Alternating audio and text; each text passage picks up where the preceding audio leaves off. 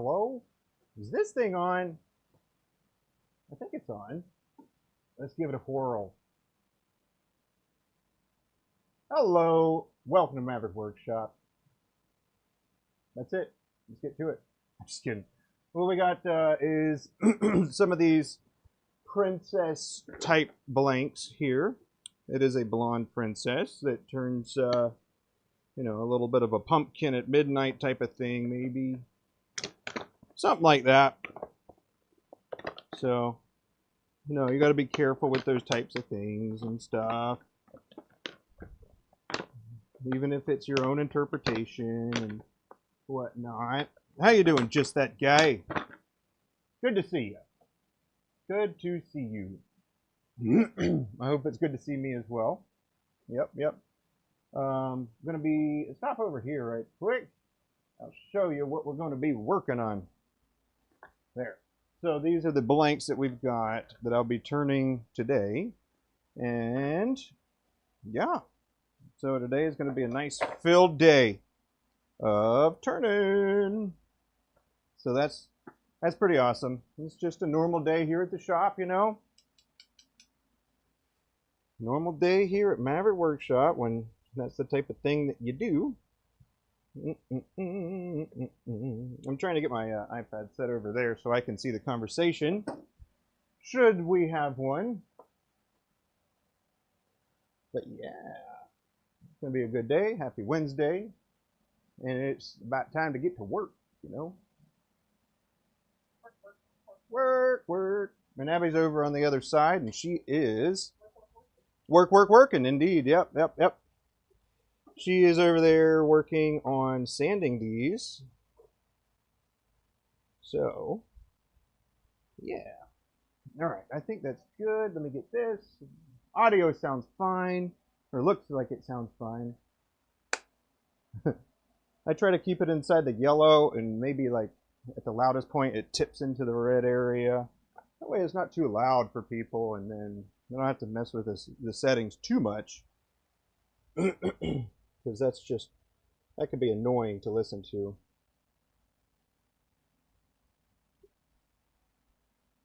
If it's like a high crackle and stuff. Let's see. Yeah. I mean, there's not really much else to talk about. Just get to it, I reckon.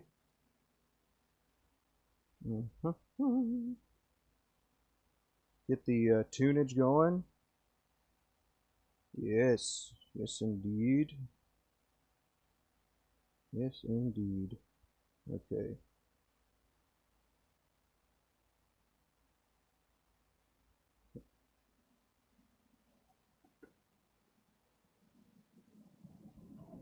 Alrighty.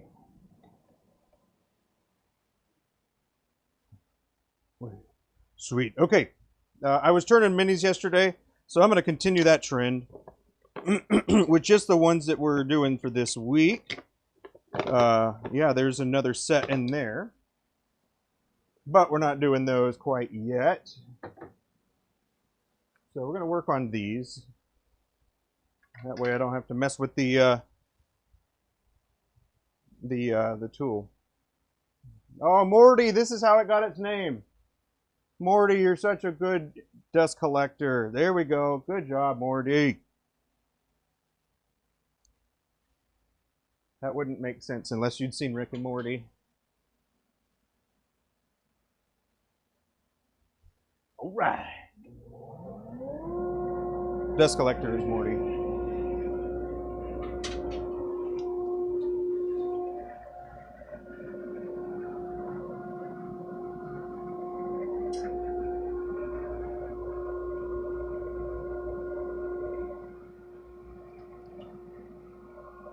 Uh-oh. If you happen to drop something in the workshop and nothing is like on power-wise, you should probably go ahead and grab it.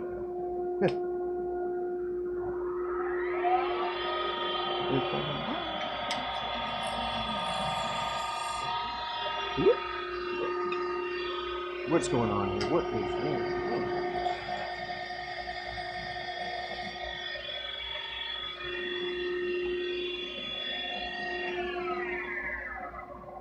what we got left? One.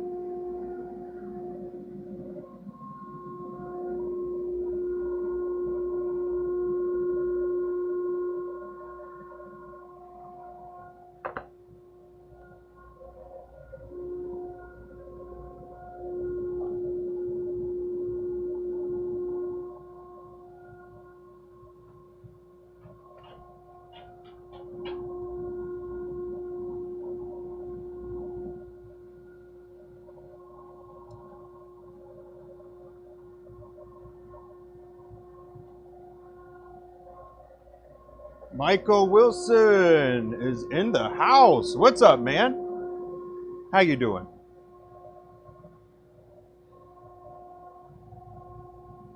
There we go.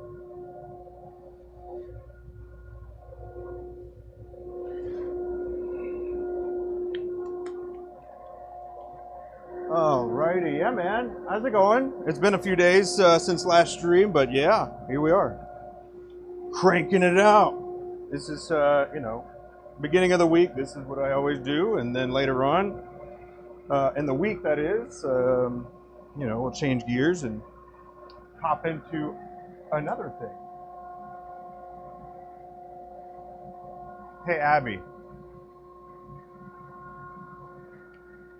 I don't know what I'm doing today. Will you write down what I'm doing today? All the markers are in that cup right there.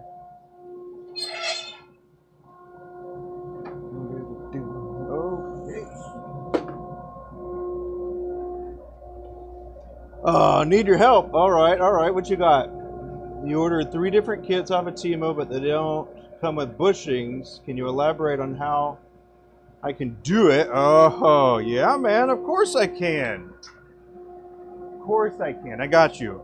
All right, so what you're going to need to do is you're going to need to take a set of calipers and you're going to need to measure the hardware. Okay? You're going to measure the hardware. And if it didn't come with bushings, you're going to have to use bushings that are smaller than that hardware but you don't want to go all the way down to the bushings. Problem solved.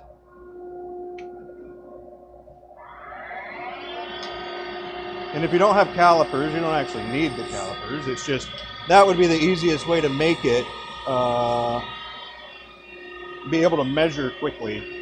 So you set the hardware diameter on the calipers, and then you find bushings that are smaller, right? And then you're going off the calipers, not the bushings. All right, that's the same thing, two different ways.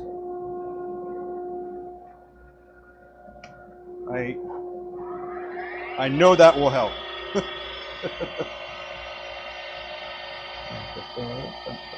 But if it's got the brass tubes, worst case, you can turn between dead center, live center.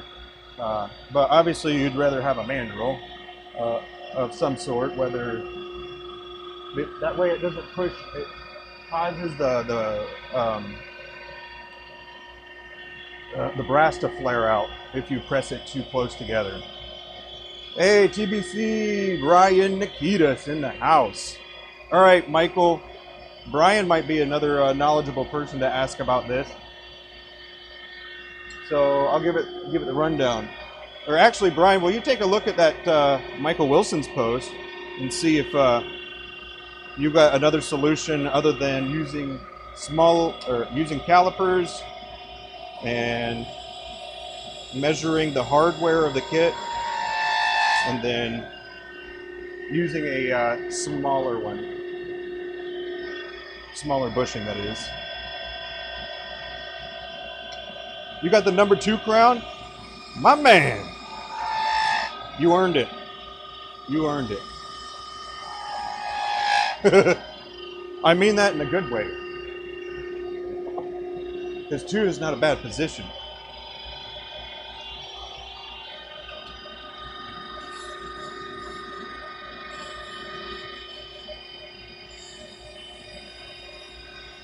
But you know what, Michael, this is actually a great, Brian is a great person for this too. He makes bushings, so he could give you more specifics probably if the couple things I mentioned aren't good enough yet.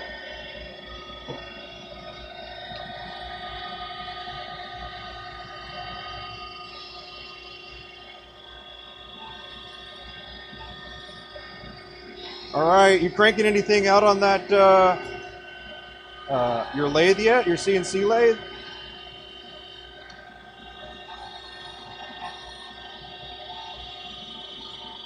Just turn between centers and calipers, but yeah, my man.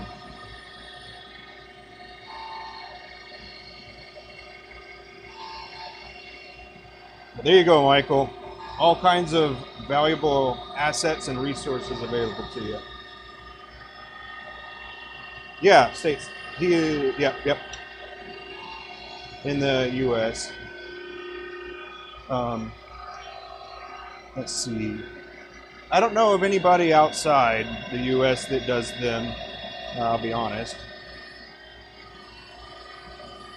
But you know, that could be a good reference to have. You know. But on the other hand, I don't think shipping would be too bad. So, yeah, you could probably work out those bit of logistics there.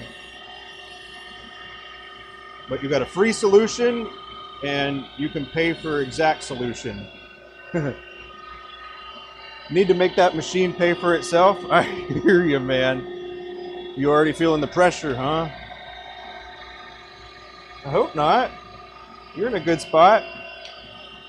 Hopefully I'll be able to drive even more people to you. I'm trying.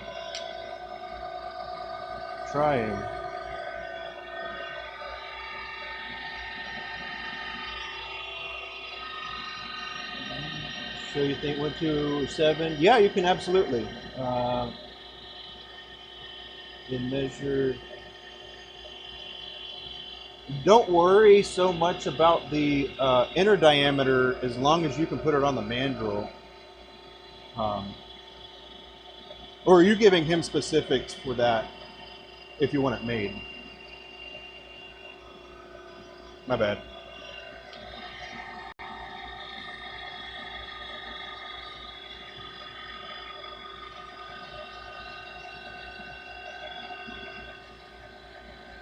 Gotcha. Yep. But yeah, I'm pretty sure the mandrels of those are about 7 mil as well. So, or the slightly under 7, right? Because they have to take a 7 millimeter outer diameter brass tube.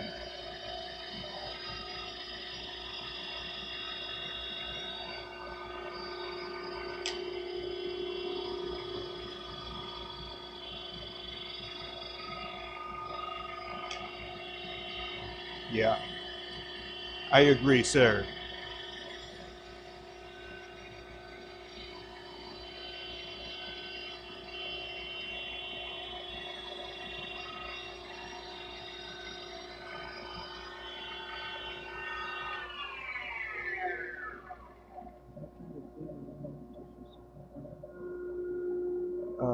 But yeah, Brian, they can go to your website, the tbcbushings.com, and then email you from there, right? Or do you even have your email on your YouTube channel? I don't know. I don't know if you've got it there or not, but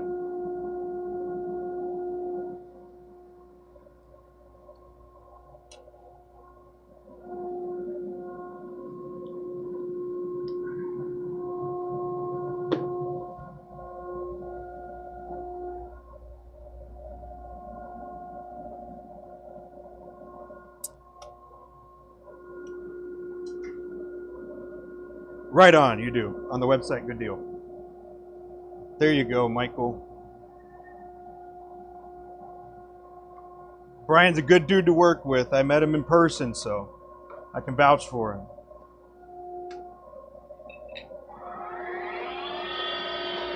And I buy bushings from him often, so.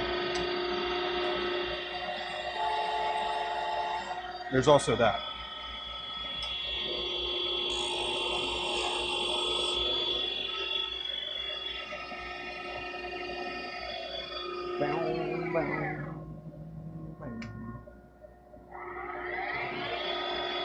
All right, you can send me the sheet as well.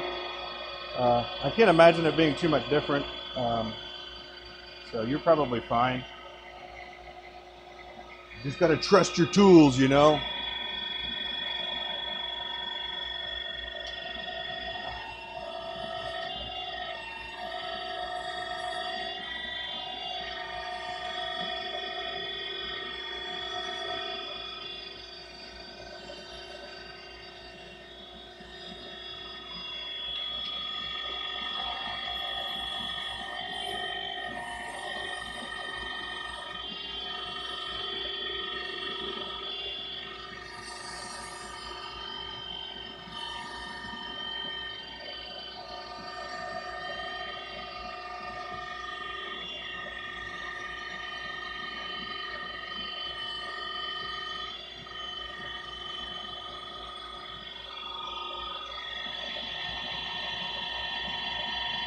You're running, wait, what does that mean? You're running diamonds now? Like diamond cutters? Or diamond painting bushings, or?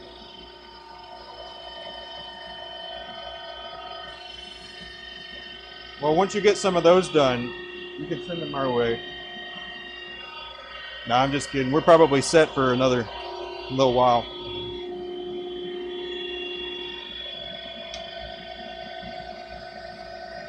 But Abby goes through them pretty fast. I usually give her my old ones and then I get the next one. We kind of have a cycle like that.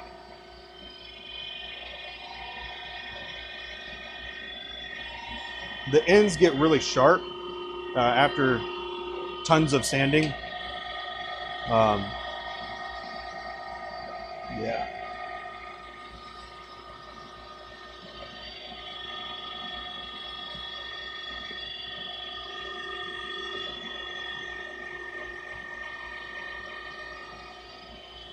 But I actually can just, make it go down.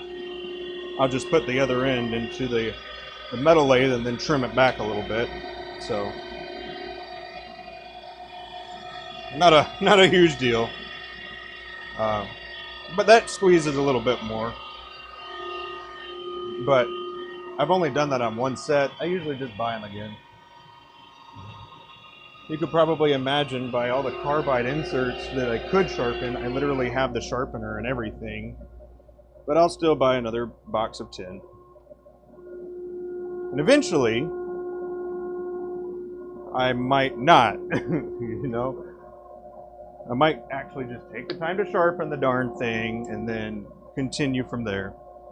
But until that point, probably accumulate many, many boxes.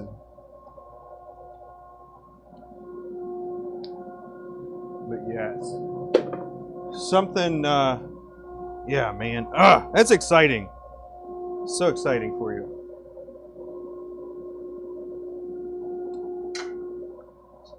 How easy is that CNC lathe to use, Brian? If you're not busy, man, let me know if you are, and I'll stop talking to you. But yeah, I just think thought a lot about a CNC, and just kind of wonder how you thought the user interface was, and ease of setting up if it wasn't already, and.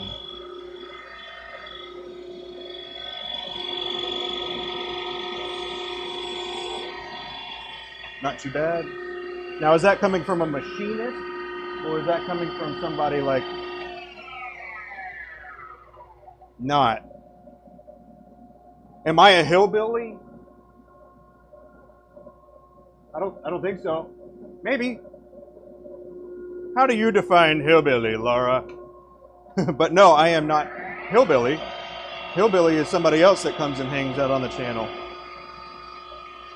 What shape we got? 9?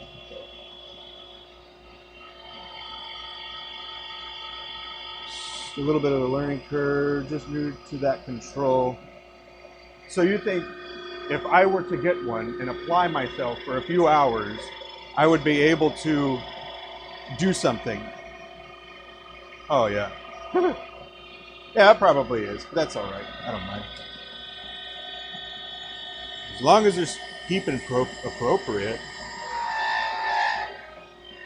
Keep it clean, and I don't care.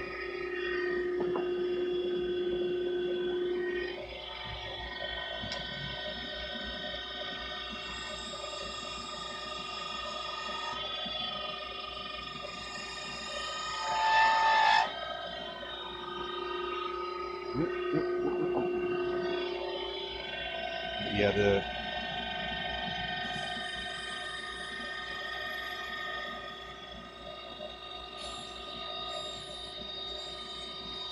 I'm not gonna lie, I think I like the idea of a CNC more than I would actually like it in my shop, at least right now. I think I like the idea of it more than I would actually maybe use it. I don't know. This time of year is really busy for us, so it would obviously be a bad time for us to go about doing that, but I've just got a couple pieces in mind that I want to figure out, and I think would be pretty cool. And it would be, kind of like a pen kit, sort of. It would have instructions, but it would bypass some of the complications that some people have. So, if that's a project that you sound interested in, Brian, let me know, and we can potentially push into that a little bit, or lean into that.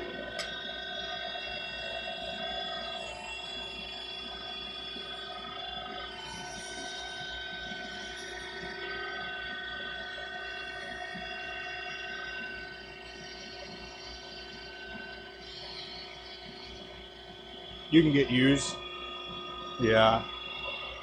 I mean, if I was really doing it, really serious, I'd probably be like heads down, learning everything I can.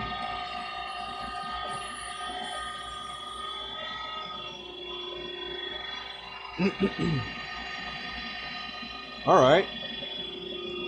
All right, that's an interest in it. All right.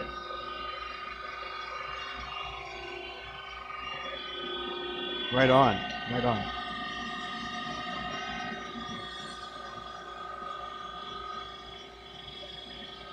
I just like handle a little business here, friend stuff there. But see, I like it. Do you want me to turn it so it doesn't turn off? We gotta change the, or I gotta turn the dial. But yeah, I will, I'll kind of get your thoughts on that. It would be a little easier to call though, so I'll say that. If you're open to receiving a call, not now, but later.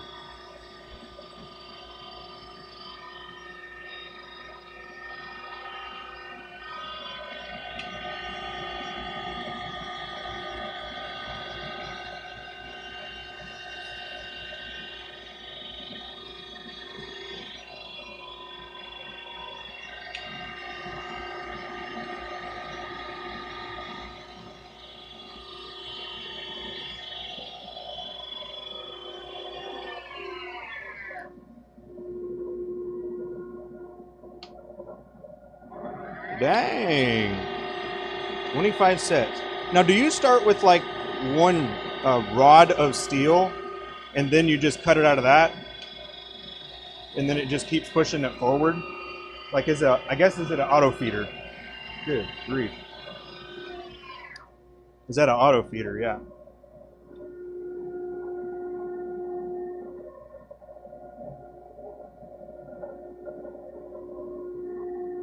But that might be how many sets that we actually have in our shop here.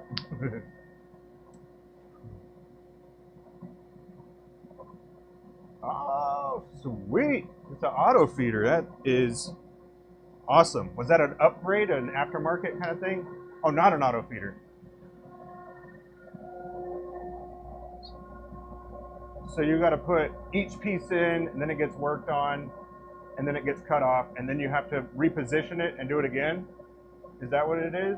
Or does it, like, push it up to the stop, machine it, cut it off, and then push it, the stock back up?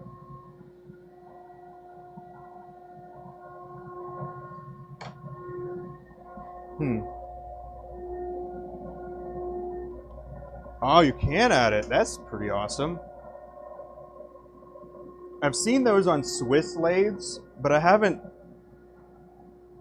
seen one of those a Tormach 15L in person or anything. So,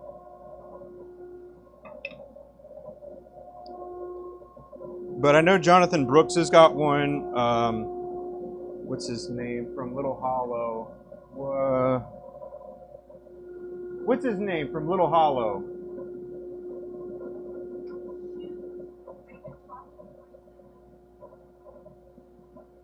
I don't remember. You reposition every time? Well, I don't know what his name is off the top of my head. Logan, that's right. His name is Logan.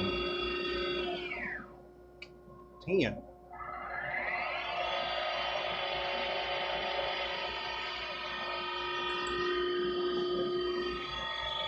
Yeah, I don't know. I've also heard of like screw lathes, where you're just making basically threaded parts. That's another thing that I thought was kind of interesting. But Little Hollow, his name is Logan. He's been doing a lot of brass stuff lately, and he also has a 15 slant, I believe.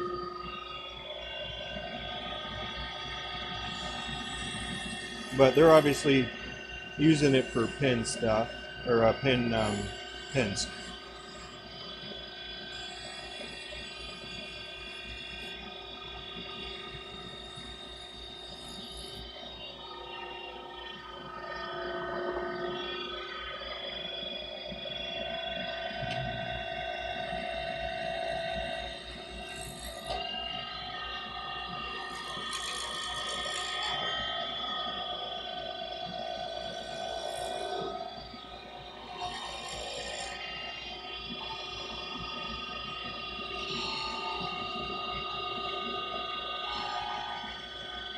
Oh, something else I was thinking about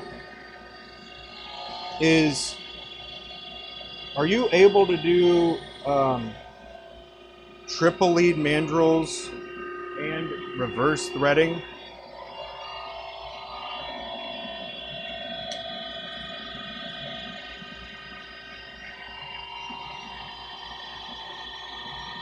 Wise. Hello! Do I need help sourcing machines or any tools from China? I do not.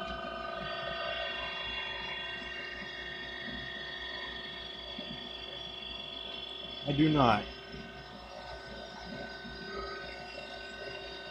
But it's nice to see you.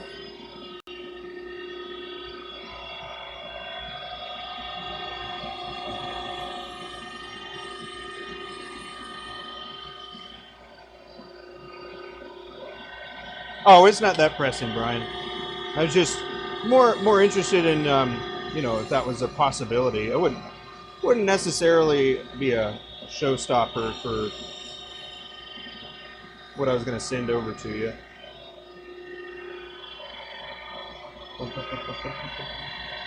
Hey, my man. I appreciate it. I try to have good energies.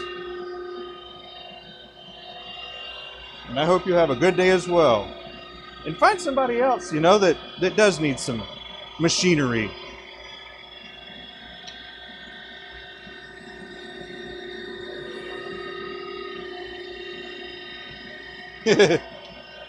Yeah. Salesperson.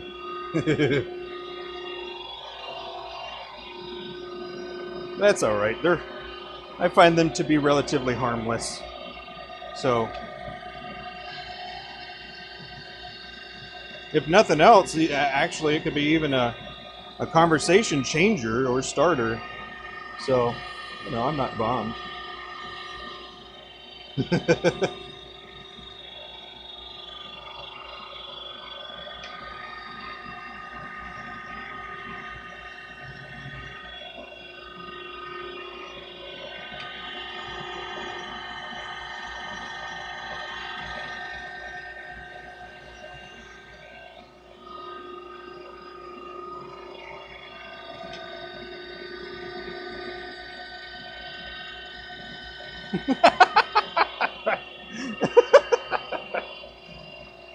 All right, Brian, how does that make you feel? Let me know how that makes you feel. I'm just good.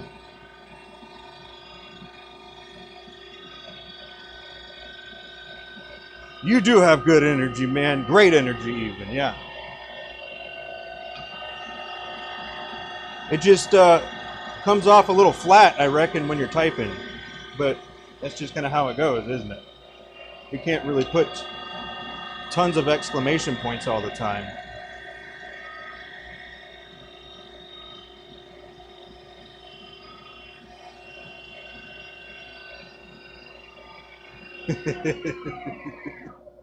See, that's what I'm talking about, man. They come in, even though it's got nothing to do with what I was here to do or talk about. It's still funny. I'm not bummed about it.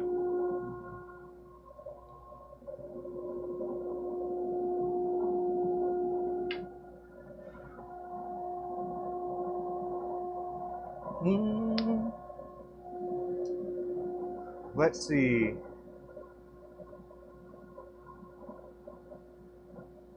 Okay. Here's a question, Brian.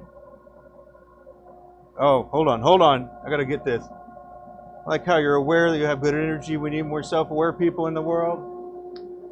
Man, did you come in here to philosophize or what? I'm not mad. Good thoughts. Just wondering.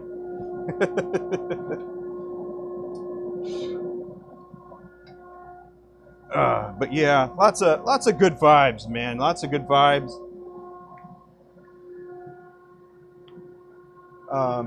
So a question is how. Here, let me turn this off for a second. Will you turn off Morty for just a moment, please? Okay. So here's what I'm thinking. It's gonna be like a brass rod. So we'll just assume that this is. You can even call it a copper rod. It'll be a copper rod because that's what it looks like. And then I want to put an M right in the middle. Like right in the middle, like perfectly sized and everything. You have any idea how to do that? I've got some ideas, but I can't actually execute the ideas. I'd need a 3D printer, I believe. But yeah, I'd like to figure out how to put the logo into all the way through a rod. Now, the only thing that comes to my head really right now is the polymer clay people. But that wouldn't stay on well enough, I don't think, for the purposes that I would be using this for. So, also it would probably be too fit. Actually, we could probably roll it out, but it might not be centered anymore. I don't know. Just want to try to get an M logo in there. But I got to figure out how.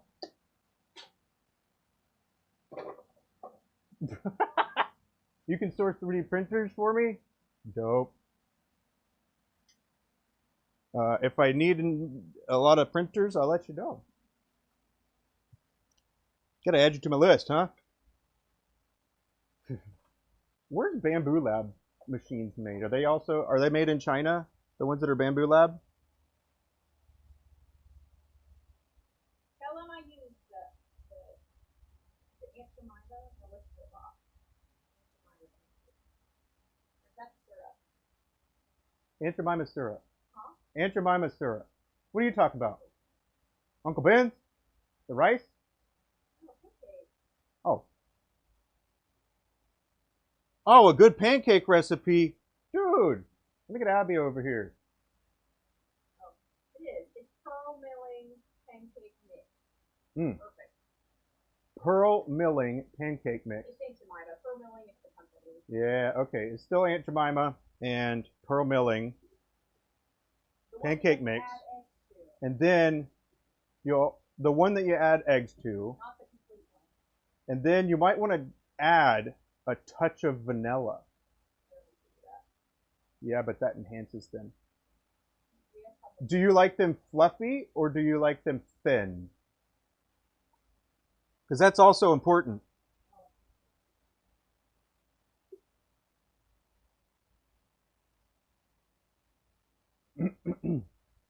Well, Brian, one of my immediate thoughts, I will say, is having a 3D printed negative that would be perfectly cylindrical like this, and then it would be really short, and then it would be a twice casted thing. That's what I'm thinking. But I'd have to have a printer, which I actually know a guy now. I know a guy that's into printers and sells them a lot. You might see him around. I don't know.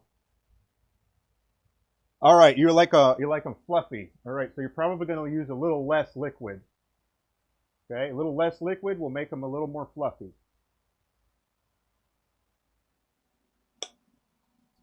Yeah, and the opposite is also true, where if you wanted them thinner, you'd make them a little bit You'd add a little bit more water.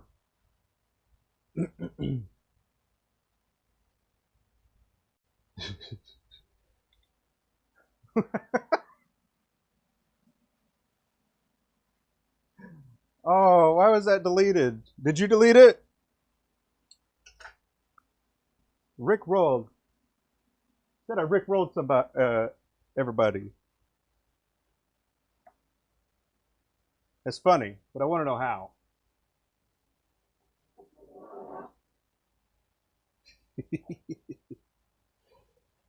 Oh man, the internet's so fun.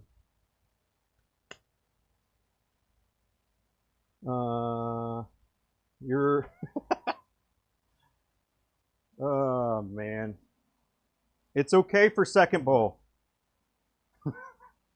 It's okay, and not if you're putting it in, right? Because you still have residual from the first bowl. So you have to put the cereal in first, and then you put the milk in, right? But the second bowl is a little bit of an exception because you can have enough milk for the second bowl, so the milk would already be in there, and then you're pouring the second one into it. You're pouring the cereal into the second bowl. So both are good. It's just a matter of when. Oh Lord. This is perfect. This is what I needed. I needed a commercial matchmaker to come in here, or a commercial business matchmaker here. Yeah. Let's see. Yeah, you did. Maybe it's funny. Well, you know, sometimes things don't always go how you want them to. So. I will say, it does kind of seem like you're heading towards that area where it becomes less family friendly.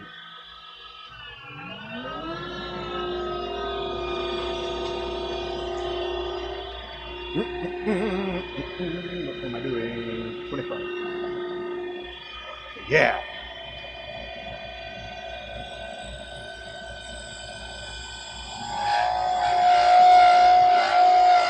But no printers. I don't need sourcings right now. You know, maybe later on down the road.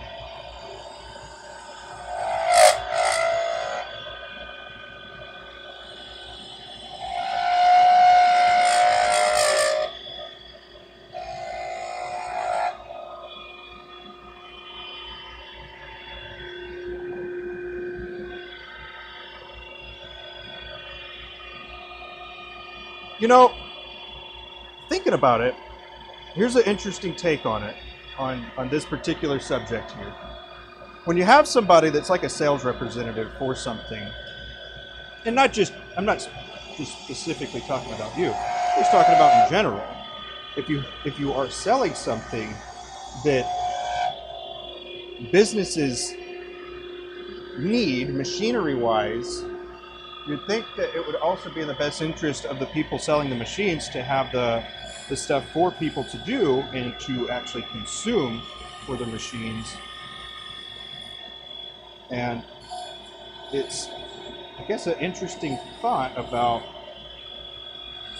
my success also fuels companies that make machines success. Because if I wasn't successful selling these things, I wouldn't be making them, whether it's like a painting pen, bottle opener, bottle stopper, anything. So, in some ways,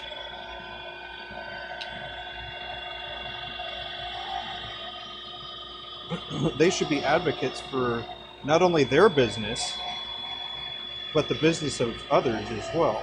I think a company that actually does it pretty well is Alumilite. What they do is when the people tag Alumilite for using like blanks or tabletop or whatever it is that you made, then Alumilite likes to share that because Alumilite wants to sell more of the resin. So when you're successful, other companies are also successful.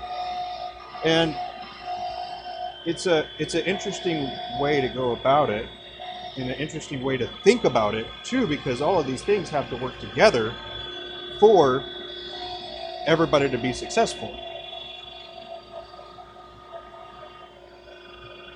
I don't know. I don't know what y'all think about that, but at the end of the day, I think businesses that sell machinery like this need other people to be successful, and it would be in the best interest of everybody, probably, to, vote with their exposure or their platform based on exposure and stuff like that. So I guess in some ways that's like free marketing type of thing, or in other ways it's like flowing equipment or showing popular trends, which is, obviously happening, but just saying.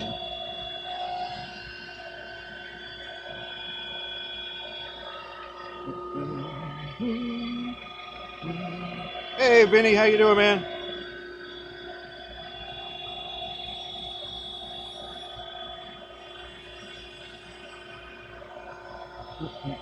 Should wear protective gear on your mouth.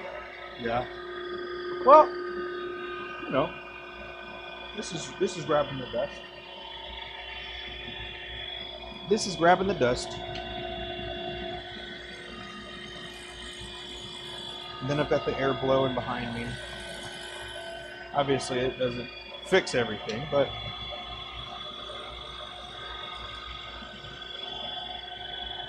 let's see. You're not a sales rep. You're a sourcing agent. Oh, I wouldn't like that. Yeah. But I still think my point remains valid. It's important for you to have people to need your sourcing capabilities, and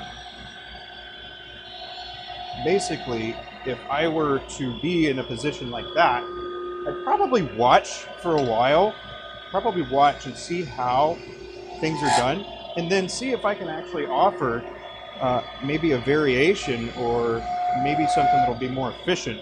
So looking at their job and then trying to make it a little easier. I mean, obviously, it's hard to determine that if it's not necessarily a wheelhouse you're familiar with on how to be more efficient at something. But maybe like workflow or stuff like that. Maybe you see like an economy of motion that could be changed. Like I have everything to where I don't really need to step anywhere a whole lot. I'm trying to be efficient as I can.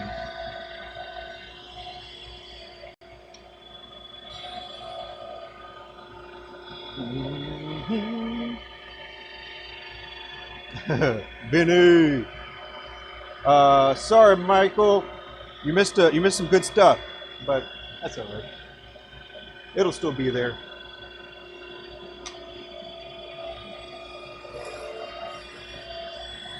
Let's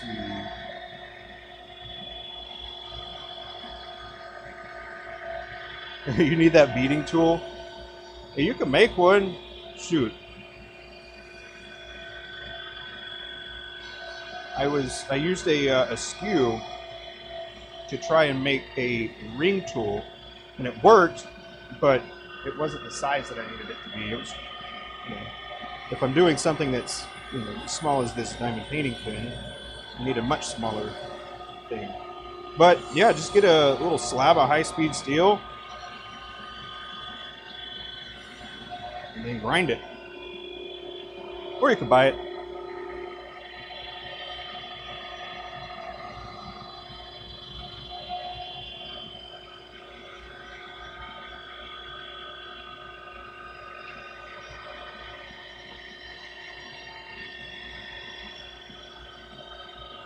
Is this a setup with a punchline?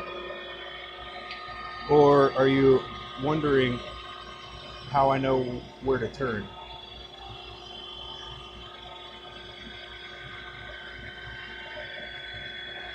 But I stop shaving or turning when it's done.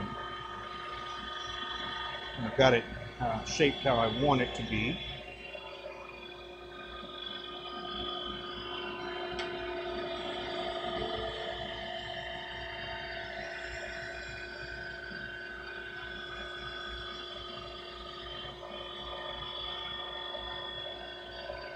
People making their tools sounds complicated. Well, man, it's they can be. Like, there's absolutely tools that I wouldn't even attempt. Like this one. I wouldn't even bother trying to attempt making this. But all it is aluminum, right? So these pieces were separated, and then they took like a CNC machine and had the code in, and basically they made these pieces, these aluminum pieces here. But I'm not going to do that. Some things I'd rather just buy, because you'll spend so much time and money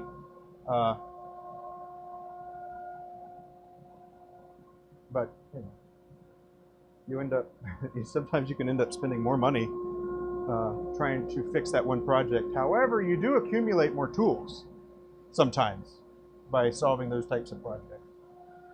Let's see, what am I looking for here? What was it? I don't know, I forgot. So step away. Let's say, but yeah, I'd say that some tool making is complicated, other ones are not. So, for example, this isn't high-speed steel. This is just tool steel, right? From a screwdriver. And what I did is I just used the grinder to get like it smaller, and then I used a Dremel to fine-tune the last little bit in there. So this is actually my ring parting tool that I use, or one of them. The other one that I use for the ring parting tool might get some conflicting inputs here, but it's actually made from a hook, like one of those hooks for hanging pictures or something like that. They're just J hooks. I had some down here, but yeah. So I took a J hook and then I basically sanded it or ground it flat, and then I sharpened the edge so I can actually come straight across and part the ring off. So yeah, I just drilled a hole and then threaded it in there, and then I have the lamest handle, my goodness. But yeah, that's how I part the rings off. The other one is how I get it started. But one of my other tools, that's what I was going to come over here and look at, actually. Let's see.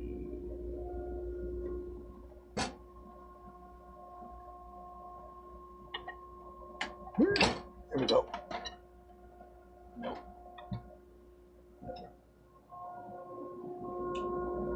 Well, I took a skew and I reground it. Yeah. I just ground it, and it's weird. It looks like this. I did a comparison between, well, okay, so initially I was looking at the profile of a turning tool, right? And then I was like, you know what? I bet I could take one of the high-speed steels and make it close to that shape. So kind of did.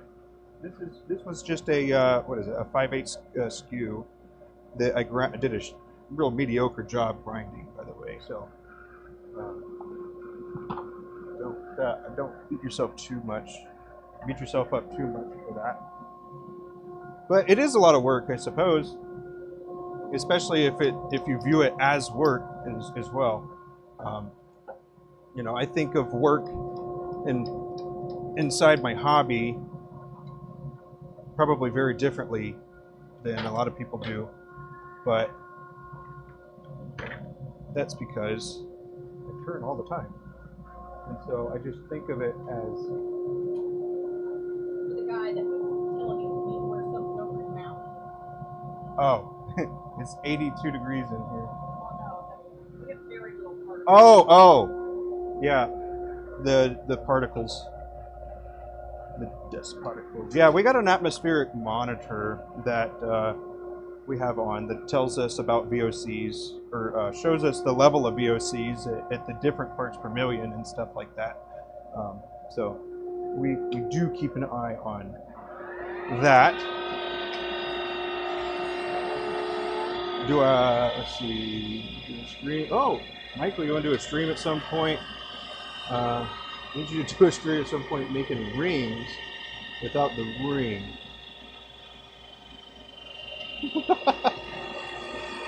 What do you need me to show you with that?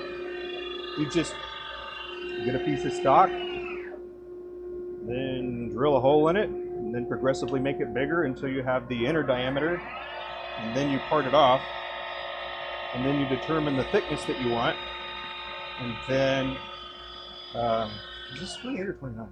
28, okay. Determine the thickness that you want, and then you just keep turning the outside down. So inside first, then outside.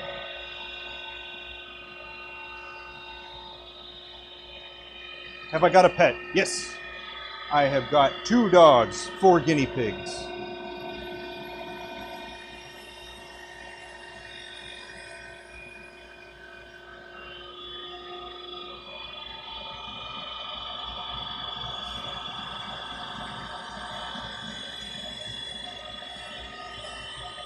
But I will say that it's probably easier to just get ring cores.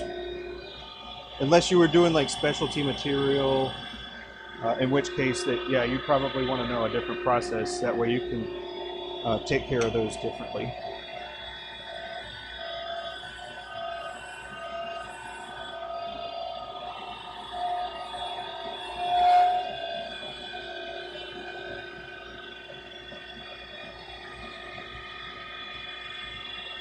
Really that simple? Okay. No, it's not that simple. If you break it down into small enough steps, anything sounds easy, right? But each individual step there, my goodness. You need a good saw that'll cut through pretty thick metal. You need a way to actually drill into the metal.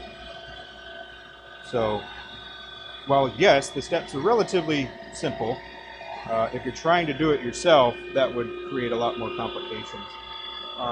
Another thing, if you wanted to look at like rainmakers, whatever your thoughts are about the quality of people's rings is irrelevant. But if you wanted to look at somebody who's made good YouTube videos about ring making, and it's not as much of a guide as it is just the process that he goes through, but it's Patrick Adair. I'm sure you've heard of that. Patrick Adair Designs does, he has done in the past really good videos. I haven't watched them in a long time because I don't really do much ring stuff.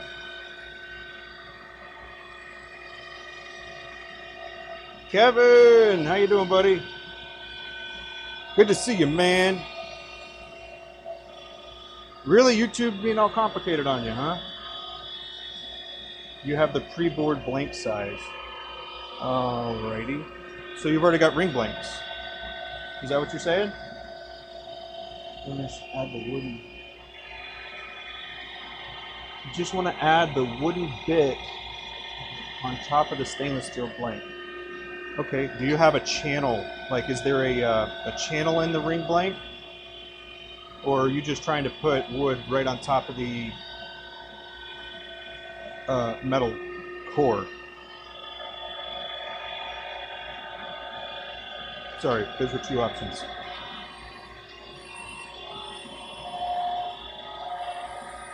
So you're just trying to put wood on the outside of the blank, or outside of the steel part of the blank, is what I'm gathering. Is that accurate?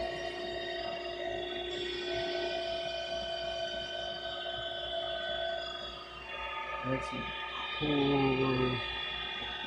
For channel rings, some are just metal, but says yeah. So for channels, if the ring, so there's two ways that the channel rings work that I know of, at least. One, you scuff up the outside just like you would a brass tube. Then you drill a hole appropriate for the wood that you want to put on. And then basically you're just gluing it right on top of it just like you would a brass tube. Then you'll trim the sides down and then you'll round it. And that's how you make a pin like that, or a ring like that. If it's a channel, what you're going to need to do is determine if the ring actually unscrews. Because some of them, they will unscrew. That way you can simply put it there, get it to the diameter, and then screw it back on, and then have everything there. Let's see. The other way is if you have just a channel and the ring doesn't come apart, then you would probably need veneer in order to accomplish that. And then with veneer, you would get it a little bit wet, and then roll it up. And then there's more to it, but you would get it hot, get it wet, get it hot and wet in boiling water, and then it will be more flexible and it won't break on you. But you'll need veneer to do that. Let's see, and then you just wrap it around and glue it on. Let's see.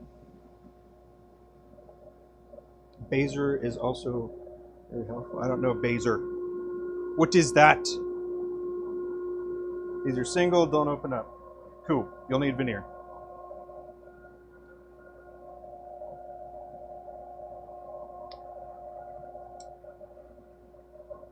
But yes, it's in some ways it's just like making a pin. Yeah, in some ways it's like making a pin, because if you think about the ring itself, and it's a flat, smooth ring, you'll just scuff up the outside, drill the material or use a boring bar and creep up to it so it like fits snugly, and then you'll glue it and it'll fill up the rest of that space.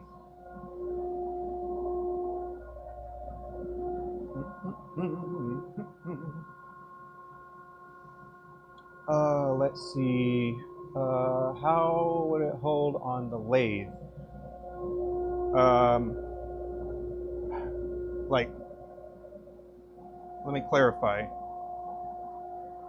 Like, how do I put it on the lathe and turn it, or how does it hold up against turning? Because those are different answers. But I hear that, I see that question, and I think both of those things.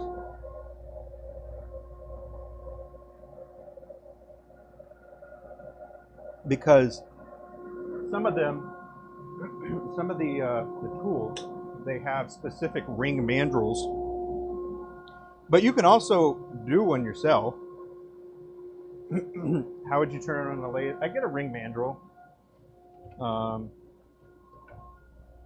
The ring mandrel looks, well, one of the ring mandrels that I use looks like this. So I try to keep everything consolidated, but this is one of my ring mandrels here, right here, and this has got the knurl nut, right?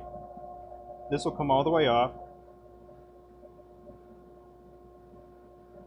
and then this will go off, and then you'll put the ring here, and then you'll sandwich it, and then with these a little bit outward, you'll be able to get in there and shape the ring. But yeah, this just screws on to the headstock, and it's also got a live center support on the other end, so it can hold it stable. So that is a way.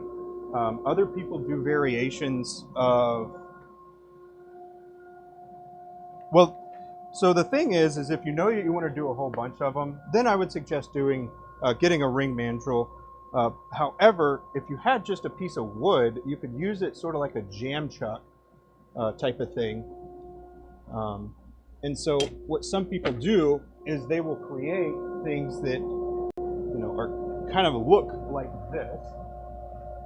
So this is a ring sizing chart, and people will have like this much, but you need to have it like at a slant, right? You need to have it tapered, and then you also need flats as you go as well, so you can determine like how far it's going to go down, and then be able to support it and turn everything like that. That's a free way to do it.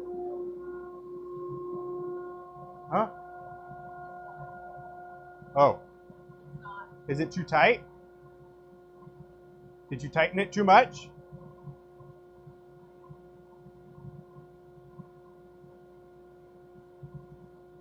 Yeah. You tightened it too much. Well, I told you we shouldn't be doing that with those.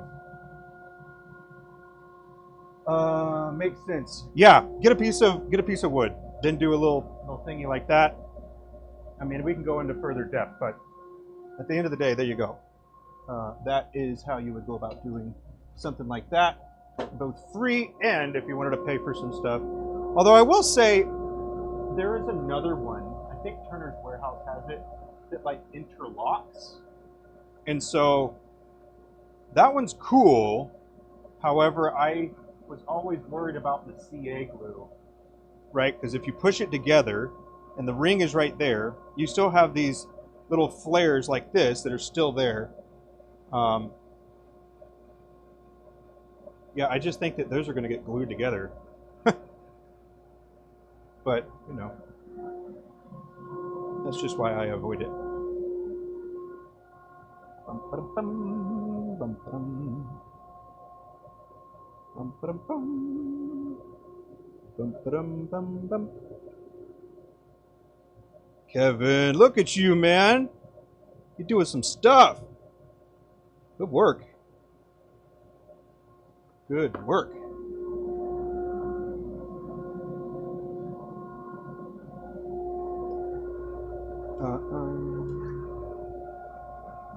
Take it, it's different than a ring stretcher. Yes. So a ring stretcher resembles that shape, except it's vertical usually, and it has a handle that has an expander. So it'll go down, and then you'll kind of expand it.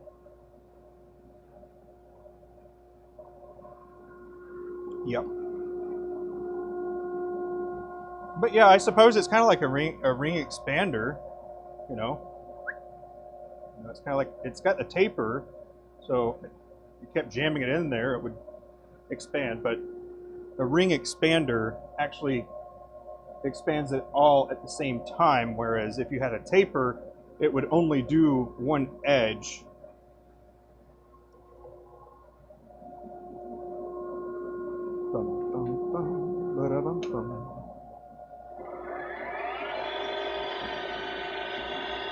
Hey! Not supposed to look at that now? Oh, it's going to Abby next. Should look at it here in a moment. We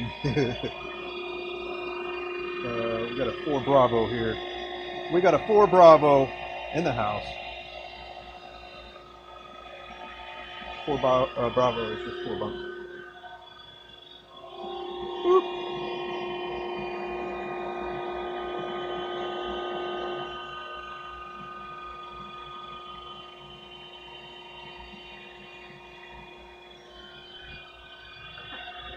Done.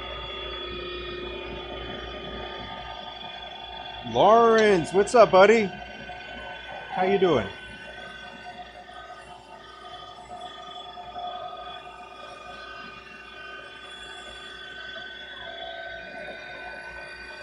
Good to see you. Good to see you. Been a good stream so far. Had some cool stuff, some chats. Got some sourcing people in here and some other people. Good to hear you're doing good, man. Good to hear.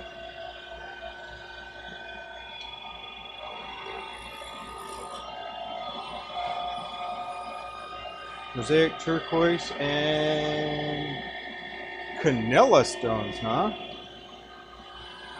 I don't know what those are. That's pretty cool, man. It's you.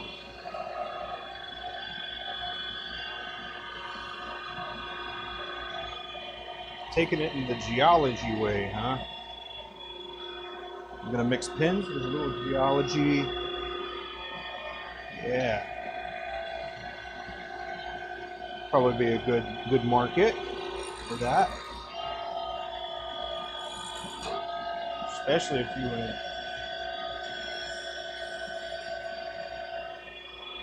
I don't know.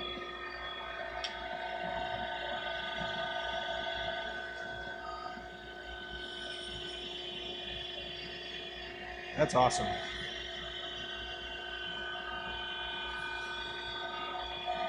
Well, I haven't looked at that yet.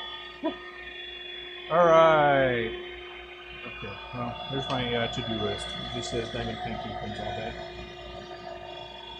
All day. Holistic. Yeah. Holistic.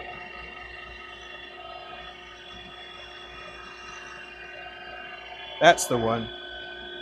Oh man, yeah.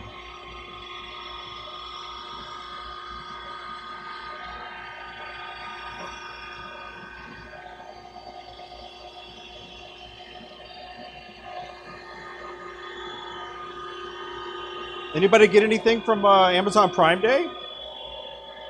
Anybody do any shopping for Prime Day? I don't know, what the hell is that? There we go.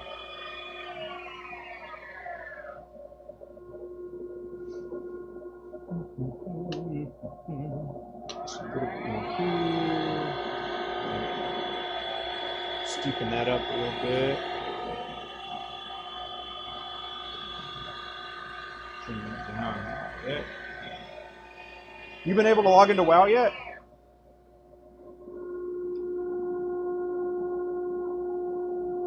Me. So something that I got, it wasn't even on Prime Day or whatever, or it wasn't on sale for Prime Day. But I got a 16 millimeter keyless Jacobs chuck, so I'll be able to hold larger bits easier.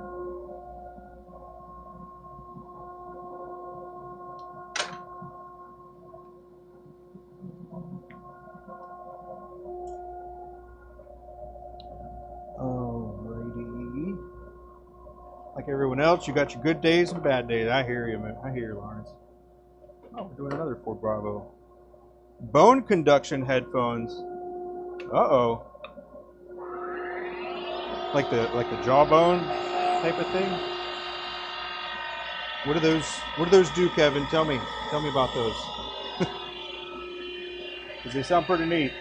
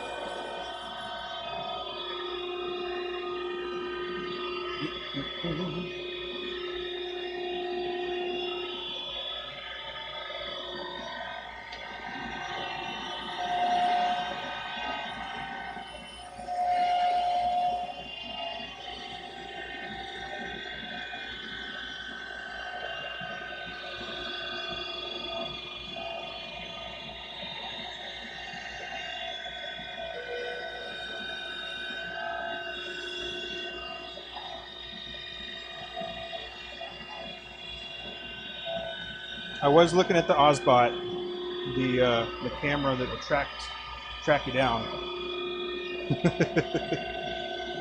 It'll follow you around the shop. Opted to hold off on it for now. You've been busy, haven't been able to do. Gotcha. Past weekend, garage door decided to fold in the middle. Oh no! No, that's probably not how that thing's supposed to function, is it?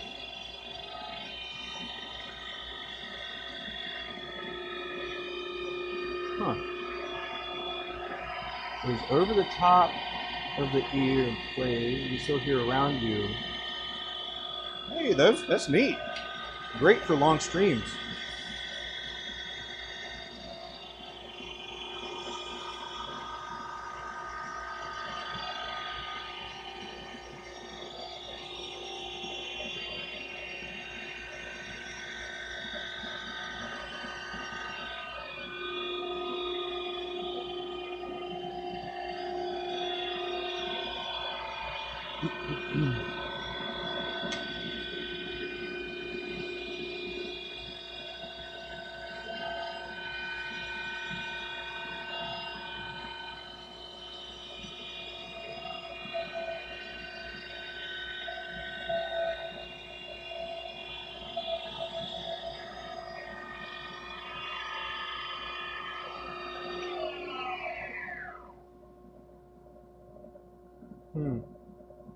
Those blues are cool. Those are some cool blues. They have a great deal on them. Nice. Nice. Ended up getting a webcam as well. For, well, you saw it in the computer, or in my office, where I got my computer where I play.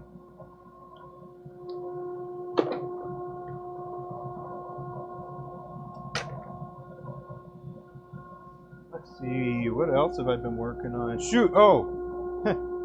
So, made some good progress Monday, Tuesday on another set of pins that are going to be for upcoming show. This is for Orlando, but yoink. So what we got going on here, made a lot of progress on these. So I'll be shaping these later this week. Yep. And then we will be delivering the pins for the local stationery store. We're delivering those on Friday. So that's exciting. Somebody reached out to, well shoot, I'll let her tell you if she wants to, but we got pretty cool stuff. Well, Abby's not doing anything right now. Have her hop over. Hey, you want to talk for a second? I'll go refill my cup and stuff like that. If you haven't done so already, please do me a solid and hit that like button. You'd really make my day. Let's hop over here for just a moment. Yeah. Mm-hmm. If you can. All right, have a seat right there. See where we're at. That's pretty good. Hey everyone. I'll pull up my phone so I can see the chat when I'm pointing at the camera. Okay. Oh, I need the mic. Oh yeah. Here you go. Here you go. My hands are dirty. Okay. Hey Kevin. What am I supposed to talk about? I was talking about the blanks a little bit, talking about your exciting set of customs a little bit. I just kind of mentioned that. Yeah, I don't want to talk about it too much because I don't have any of the details for it yet either. Well, that's okay. It's like the whole process of customs. So you can talk about that. I already said I didn't want to talk about it. You told me to talk about it. I don't want to talk about it. Hey, don't talk about it. I'm not ready to talk about that. Oh, okay. Because I don't have anything to talk about other than I'm going to make some custom colorways and we're going to make some pins out of them. But I don't know anything else. Specific one we got yesterday. I know what you're talking about. Oh, I don't want to talk that was about a it. special request. Hey, Lori. Some phone call. What? I don't know. Something about a phone call. Does it sound like we're talking on the phone and arguing with each other? Maybe. Anyways, yeah, John's working on these princess themed ones. I'm not sure I'm going to do any more princess themed ones. We have the suspicion that there might be some kind of like shadow ban on some of the, like, you know, anything that's Disney related, really, like that. So yeah, I think this will be the last episode. First where we don't talk about Fight Club. Yeah, I mean, he doesn't like when I tell people about his ideas that he's not ready to share either. It's not an idea. It's not an idea, but I'm not ready. It's something that's actually happening. Yeah, but I'm not ready to talk about it. That's it shouldn't fine. have been announced. I didn't announce anything. You shouldn't have said anything. I didn't say much of anything. Anyways. I've been sanding. It's hot again. It's not as hot as it was that other day, but the humidity's higher. It's like 90 and 70% humidity, and it was not too particly in here, but John just blew dust all over the place. Yeah, see, 86 and 66% humidity. That's not as bad as some of the other times, but yeah, these are sanding really nice. They're super pretty. I like them, but that goes for most of the colorways that I make and my ideas. I do them because I like them. That doesn't mean everybody else is gonna like them, but you know, happens. Yeah, so I got the pins that John made on stream the other day from the Silver Linings blanks finished. You could go get those. They're on my desk in the little holder still. The Silver Linings one is together, but the other ones are not. I'll just bring the tray. Whatever. Yeah, but it's not on there is what I'm saying. He's being a bad listener today, guys. Anyways, we did get those fountain pens finished yesterday. One of them has already sold, and it was the one that I was going to keep. Like, I literally bought that blank for myself. But I pre-ordered some more blanks from Lisa Marie at Poorly Controlled. Does that kind of humidity affect your pouring? Sometimes. It doesn't usually, as far as just like mixing in the air, but what it does do is make it so that our compressor can fill up with moisture. So John has to drain the compressor more often during the summer when it's hot and humid. And really the only difference of what I see. Where was the Silver Lining? On my desk. It was just together as one pen, or it might be in the little basket, but it's on that table. The worst thing that I've seen it do is it just leaves a weird like white cast on the top of the blank, the ones that are like exposed to air. So you're going to end up facing that off anyways. But other than that, it has not affected the like consistency or anything of the Alumilite, even at 60-70% humidity. And you know, I'm sure it's gone higher. I don't check it all the time. But yeah, so yes and no at the same time. So I've got them on my little, what is this? I think it's a test tube drying rack is what it is. Ugh. You have it in our lake tree. The test tube drying rack? Yeah, probably. Well, not just this, but like on the Amazon links, yeah. So I'll do this one first. This is the Silver Linings. This is the blank that I bought for myself and was going to keep. It's really cool. Let me know when I'm facing you. So this one, yeah, it's facing me. So this one sold. Yeah, it's pretty centered. And it's really, really hard to capture, but it's not just silver. It's like this pink to blue, super fine, like color shift glitter kind of stuff going on. So that's the Silver Linings one. I finished that whole other pen, hold on, that I showed like just the cap of the other day. And I mean, I think it turned out pretty fantastically stunning. So this is the ebonite pins as the base, with me doing the finish, and then this is our custom ebonite section. So that turned out pretty darn cool. And then on my rack, let's see, on the drying rack, which these haven't been cleaned, which is why they're like this, they're finished. So this is one of the pre-orders for the Florida Sunset pins.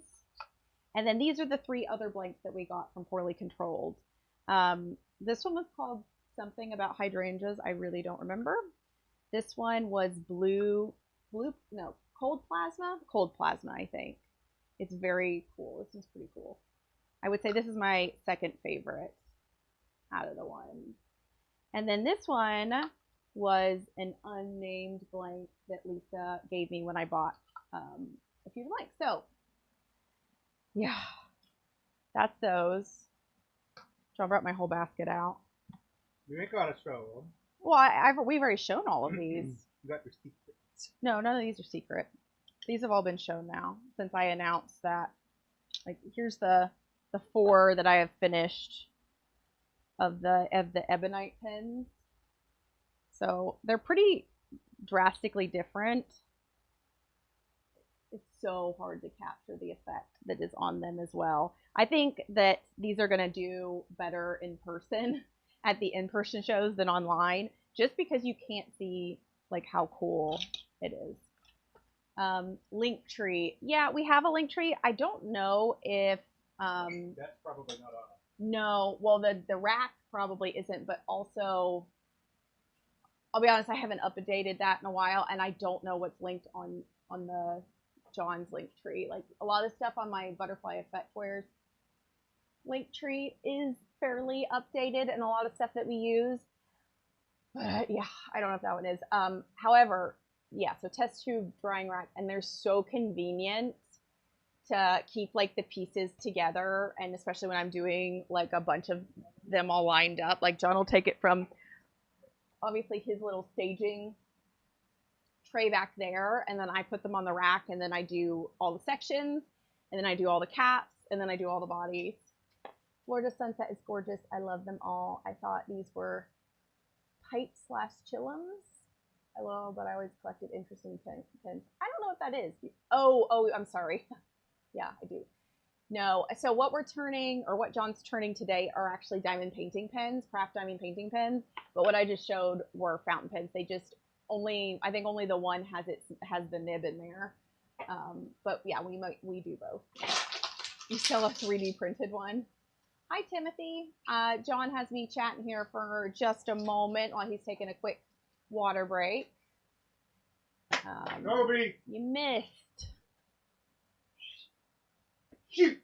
Got it.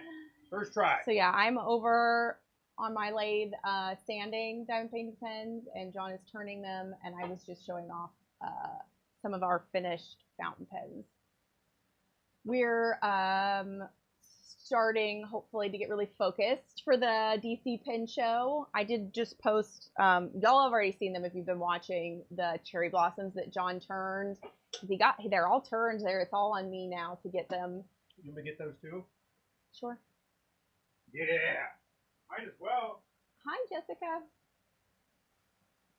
Yeah, so, yeah, we have which he erased it on our board thing, but the DC Pin Show is coming up August 31st through July 2nd, I think, is the date. So we're getting very close, and we have lots of fountain pens that we need to finish. John's pretty good as far as how far ahead he is of me, because it's mostly on me. So these are, I still have the other ones, perfect. Don't bother moving that, it's just for a second. So these are the cherry blossom pens that we are doing as the DC Pen exclusive, and you'll see that they are cut for me to add the finials to them, which I have finished, but I have to put in there. And then they've got cherry blossom glitters, and they're very pretty. So that's what those look like. And then these are going to be really sparkly once they get all sanded. These are the sections, the caps, and the bodies. So this is what I was talking about with the tray. the test tube tray thingies. John likes to be organized. They were really smart. They've been fantastic of keeping things organized and making it easy for me to work on them as I'm grabbing pieces and make sure I broke every other one though. Not on this one. Tray. Yeah, which I like.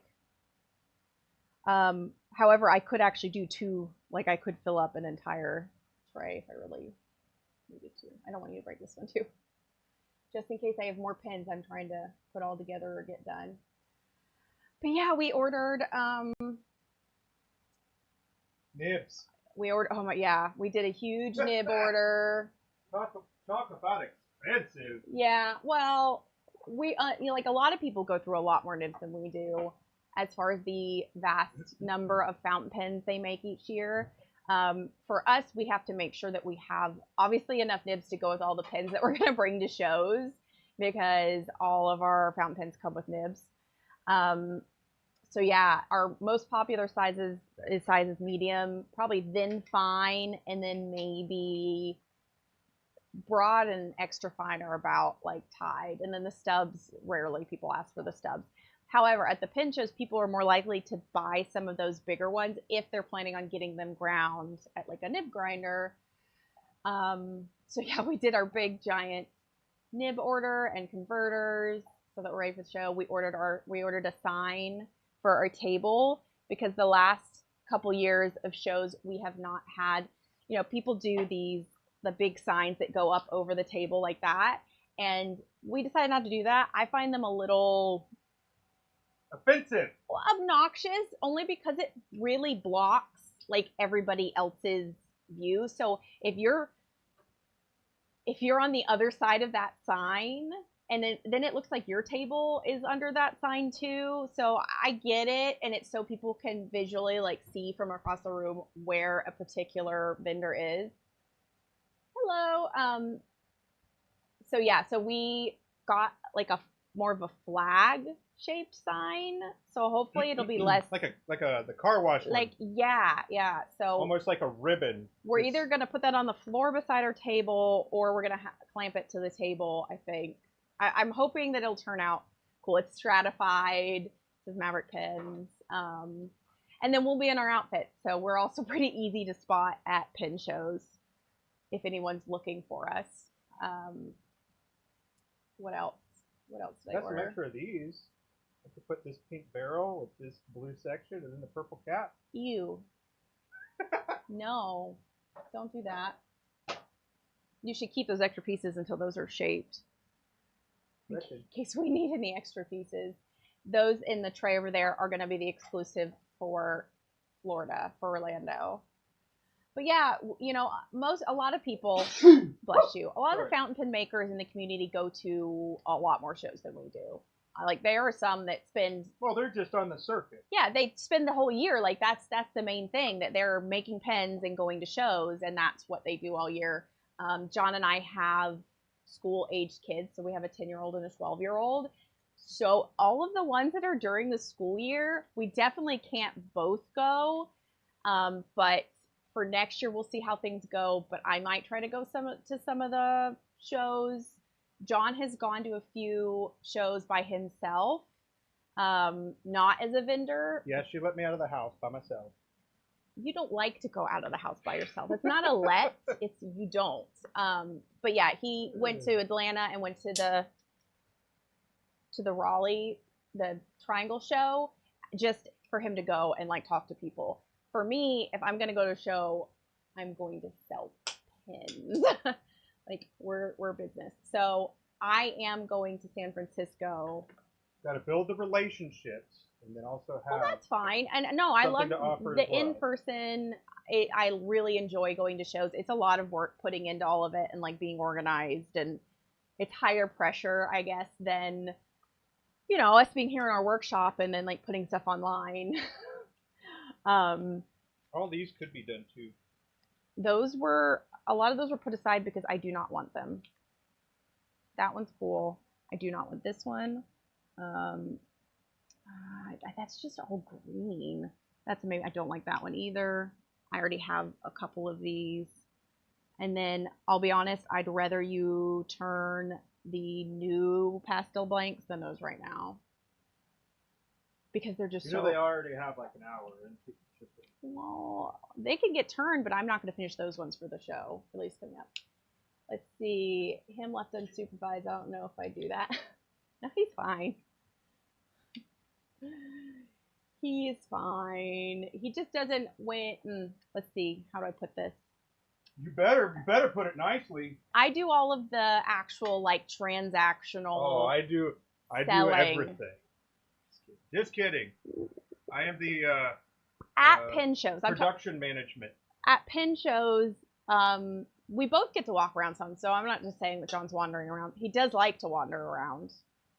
But he spends a lot of time talking to people and, you know, what he does with the turning and, you know, making conversation, whereas I'm helping people find what they want and then selling it to them, you know, like doing the, like, checkout and all that. Like, so he has already said that he is unwilling to learn how to do that, to go to a show by himself. That's right. So that's fine with me. That just means that I'm the one that gets to go to some of the other shows that are during our kids' school. I'll be Mr. Mom for a So, see, that's the thing. It's not even Mr. Mom because you've been home now for more than 4 years, like full time at home. We both are. So definitely 50-50 parenting. There is no, you're not Mr. Mom. You do just as much as I do and do absolutely our kids are pretty easy, to be perfectly honest. That's because we put time into them. He spins, receive. You know, I'll be honest, I do most of the spending too. So at pin shows, John does like to buy things, but I do too. We are equally. Your budget's always higher than mine. I bought so much ink last year because I didn't have any. I went from having like 2 bottles of ink to too many bottles of ink. I don't know, man. I like having options. I'll probably buy a couple more this year, but it'll be a lot less than my bulk buying of inks I really wanted. So yeah, but I'm excited for DC. I really enjoy that show. It's a very just constant from the time you open until it closes of like walls of people coming past. I don't know where our table's going to be this year. They said that they are not going to be putting a map up probably until a couple days before the actual show, whereas San Francisco has put up their map. And I want to say the room that I'm in with, so I'm sitting with Bart from Zodiac Pins, and we're in the same room as Rob's Pin Works. So Rob, White Bear Pins, which is Michaela. Who else is in our room? Just a moment. I'm pulling up the list thing. Oh my god, that air conditioner feels so good right there. Well, it seems to be distracting. Oh, in the oak room. No, I was looking for where we are. Okay, so Mayfair Pins is also in the same room with us. So that's where I'll be in San Francisco, the oak room. If you're looking for us. See, look at the way the tables are set up for San Francisco. What? The tables for San Francisco. So this is oh my god, I don't know if that's going to pick up at all. So there's a pin show map up. Yeah, you can't see it. But so I was in the main ballroom last year right here, but I'm over here in this room. But look, it's like, it is all wall tables is the way the little rooms work.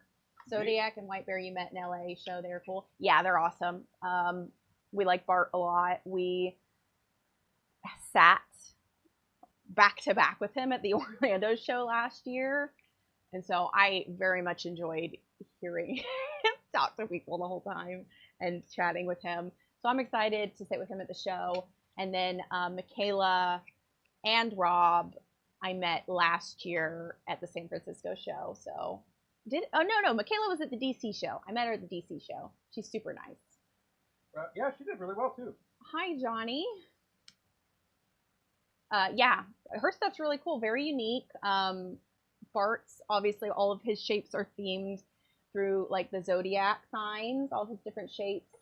And he works a lot with Jonathan Brooks's blanks. And then I don't know who does Michaela's blanks, but she does some pretty cool stuff with her like logo and her finial, and she does a lot of internal polishing on her caps, which looks really nice. And yeah, so I'm excited. That will be fun. I don't know, man. What else? You're doing great. I'm starting to get distracted. Need to probably get back to work. I don't know. My thoughts in my brain. Oh.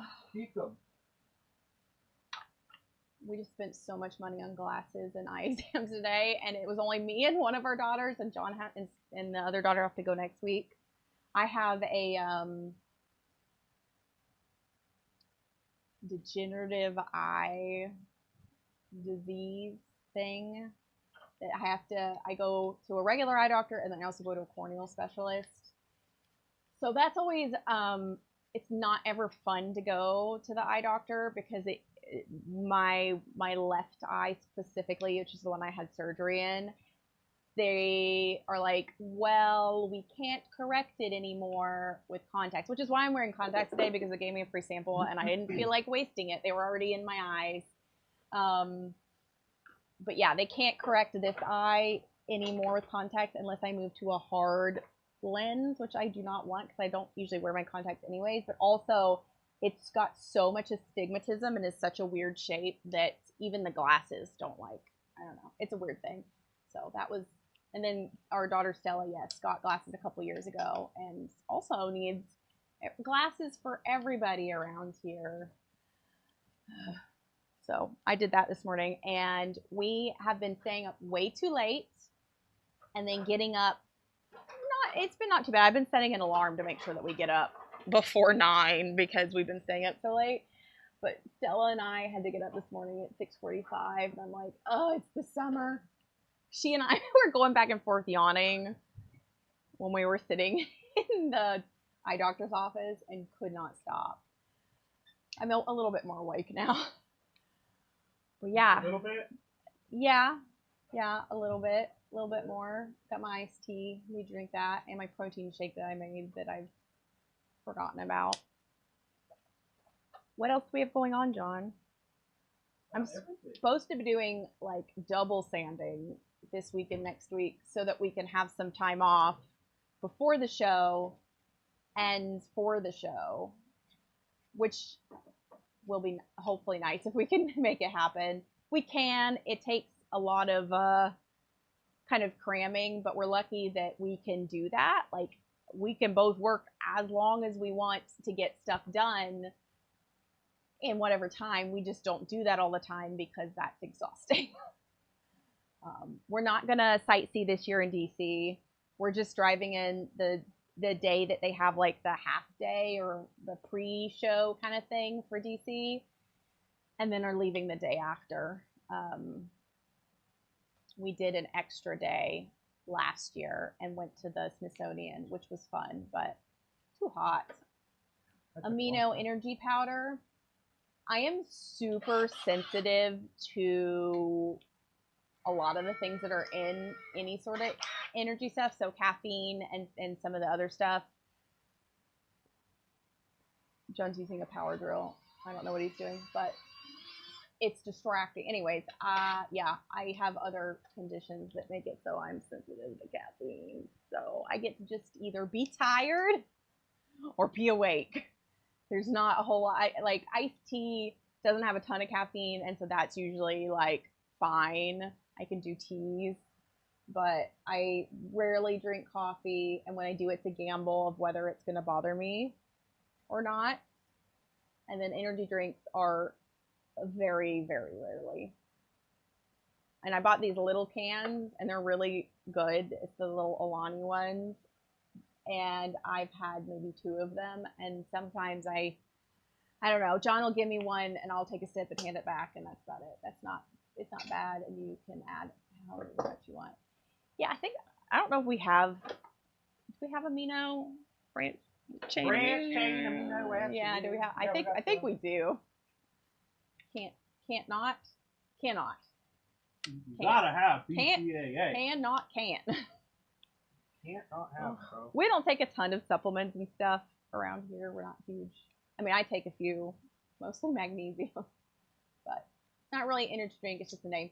I bet it has like B12 and a bunch of the vitamins and stuff, in which I already take all of those in my vitamins that I take anyway. So, but that's the thing about vitamins. For the most part, you can't really hurt yourself taking too much or whatever. Doesn't stop people from trying, though. Well, with some of the ones that are actually the energy powders, people have died taking those because they take too much, and then their heart's like, that's too much.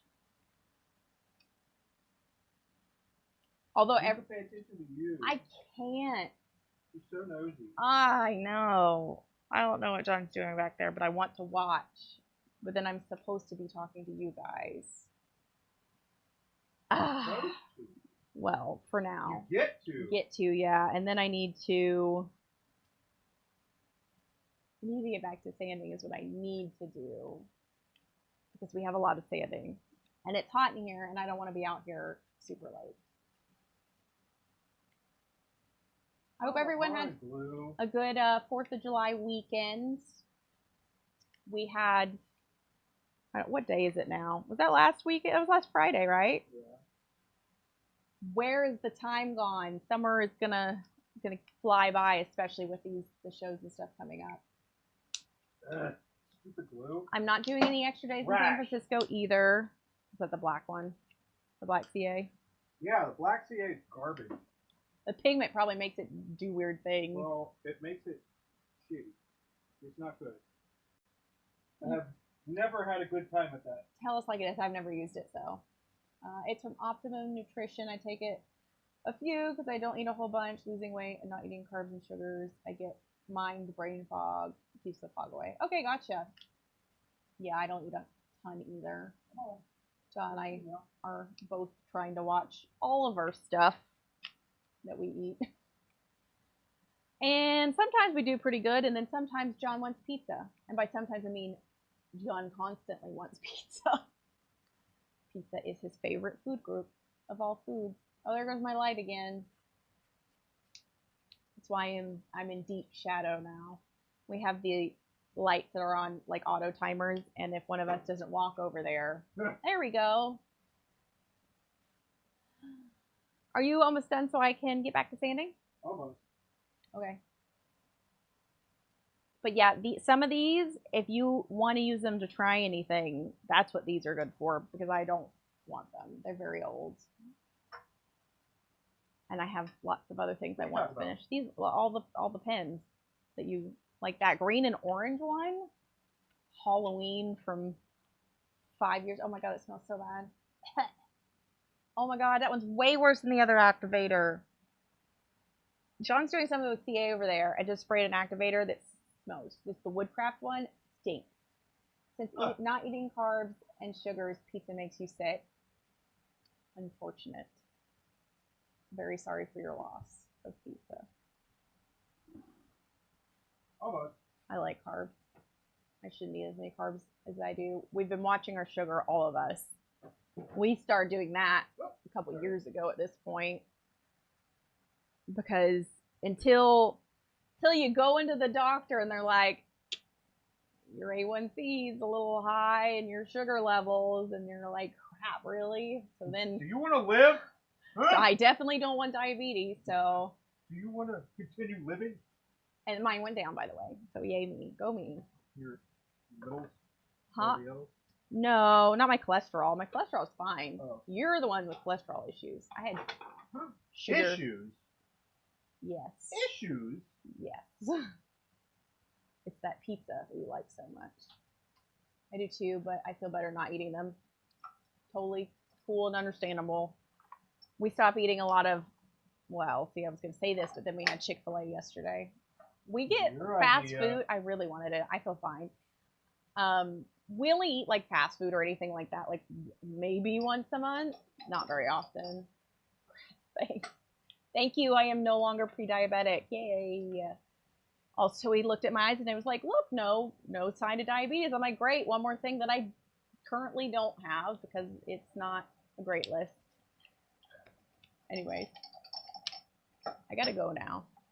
Just a moment. Almost done. It's been like a 30-minute just a moment. You know how we do. Why don't you just tell them what you're doing? You not want them to know what you're doing? I don't know what I'm doing. Well, then just talk about what you don't know while I go sand. Busy. Not knowing what I'm doing. You get 2 more minutes. I need a live sensor. Mine's on my lathe. Can't have it. Who wants that? Your favorite is mahi-mahi fish right now? My family's pretty fish picky. Picky in general for one, but if it's a fish, if fish has fish flavor at all, Fishy fish flavor, no thanks. You know exactly what I mean. Yeah. To me, mahi-mahi can tend on the fishier side. I like it fine. It's not my favorite. We really like salmon, except for one of the daughters. And then grouper's probably my favorite fish, but it's so freaking expensive.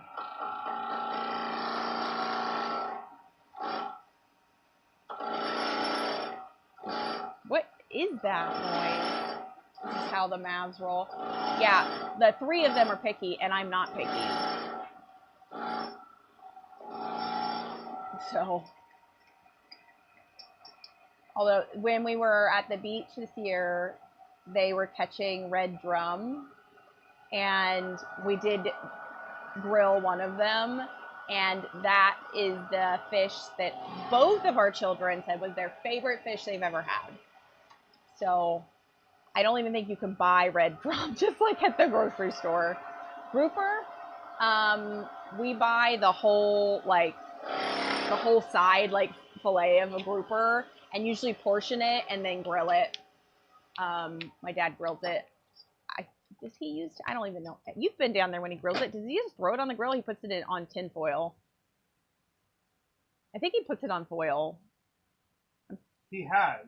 It depends on the grill that he's got. Your dad's, My dad cooks it. I don't cook it. Every time we go to the beach, Dad does the fish grilling. But grilled. It was grilled. We've done it baked too. It's just really tasty.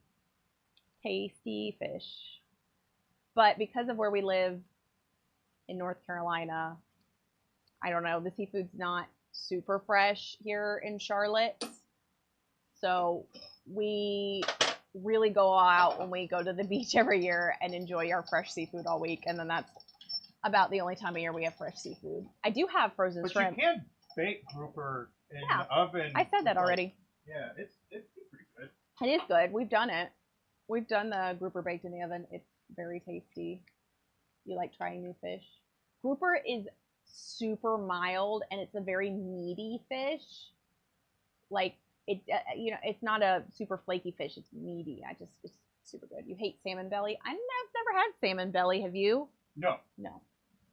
Nor the contents inside of a salmon. I thought grouper was protected. I have no idea.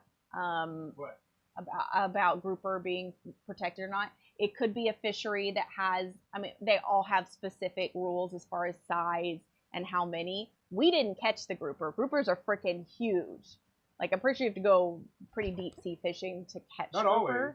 No? No. They're really big, I think, a lot of They're times. huge, though. And sometimes they hang around the marina in the dock area. we've never caught them. I don't know where the grouper's caught, but a lot of the fish that we have when we're there is caught off the coast of North Carolina. The shrimp is definitely caught right there. Like we wouldn't get many, but we do occasionally catch a few shrimps here and there. I catch some keeper shrimp. In the You just need to catch a whole lot of them with my cast net. Yeah, with the cast net. So yeah.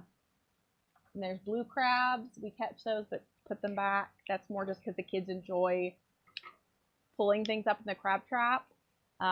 Flounder we catch there, but don't keep them because flounder's season is like 1 week in August or something, or Short. Real short. well, and last year apparently it was only a weekend. It was like 3 days for and you could keep one grouper, or not one grouper, one flounder per person or whatever that was fishing per day. So, however, it's not, the rules aren't the same for commercial fishermen, you know, versus just like Yeah, they have people. Yeah, well, they have different rules for flounder, but we do catch flounder. We've even caught little baby flounder that are like this big in the cast net. Those are fun to hold and you let them go. Pufferfish, you've caught some pufferfish. Yeah. We saw cuttlefish a couple years ago, like just on the beach. Oh, I saw there was a Portuguese man-o-war on the beach this year, and John found some horseshoe crabs. That was weird. Oh yeah, it was out there in the water. I was like, what the heck is that? Here you can't take the grouper out of the water, and they have to be a certain size. Yeah, I'm sure that the rules are similar for here too. We don't catch them. We buy them from a local, the local fish store. It's called Bill's Seafood, and they work directly with the fishermen. So we've seen a surprising variety of things for being on the, you know, like North Carolina coast, and where the beach is right at the end up against South Carolina. So Myrtle Beach is a beach that's, while not known everywhere, is more known outside of the South Carolina for its kind of craziness. But it's the beach that's above Myrtle Beach. Yeah, so North Carolina, but it's right side. You like salmon? I like salmon too. John does a amazing cedar plank salmon in the grill. Yeah, once they start up that whole course and have people come over, I'll grill it for them. Cedar plank salmon for everybody. That's what I was doing. I didn't know if it would work. It did work. It did work. Sorry. Interesting. Yeah, I think that opens up some other doors, you know? Like if we had a different type of clip, for example, that was rounded, or we like stuck it through, bent it, pulled it back, and then kinked it. Oh, dang. Dude. Clip like that. Okay, well, bye guys. I gotta get back to... You stick it all the way through, then you bend it, and then you kind of grind it down, right? And then this will be on the other side. He's telling me things that I don't... And then you bend it down, and then you can put a little bead on the bottom of it. And then you have like just a little wire clip. Myrtle Beach is crazy. It also has a nickname of Murder Beach. It's got one of the highest crime rates of like beaches. People are crazy down there. We go... People are wild. Like, they have like a boardwalky kind of thing, and John's done that with the kids. I've done it as a kid, but yeah, I don't know. It's not my thing. My light's not working though. What? You broke it. I didn't break it. Yeah, you did. No. Look, Okay. it works. All right. Here we go. Back to it. Let me show you what I was doing. Where'd that go?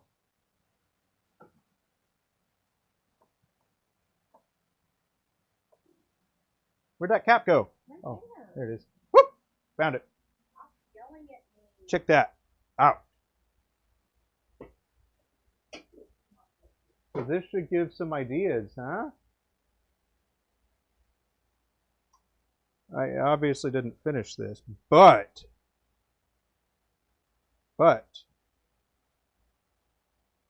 that's pretty cool. So I don't know what I'm going to do with this. I got an idea where I can have a similar thing go straight through, cut a little recessed channel so it won't tilt back and forth, and have the other side be where the clip comes out. You know what I mean? You could tastefully do something like that, I believe. Or maybe you don't even need that. You just put it down on the piece right here, and then you just kind of stamp it, you know? That way it makes that side flare out so it won't pull through. but we're worried about rotating, so we'd have to figure that part out too. Anyway, I wanted to see if I could even do that in the first place, but now we know we can. And knowledge is potential. There's my phone. Okay. But yeah. Thanks for hanging out with Ab.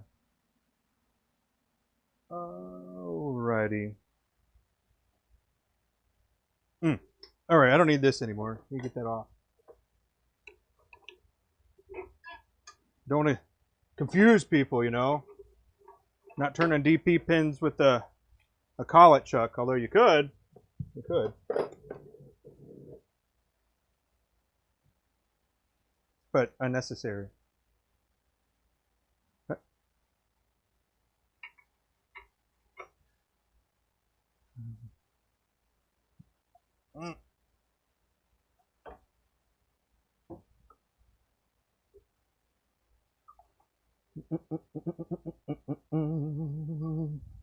Alrighty. Back in action. Yeah?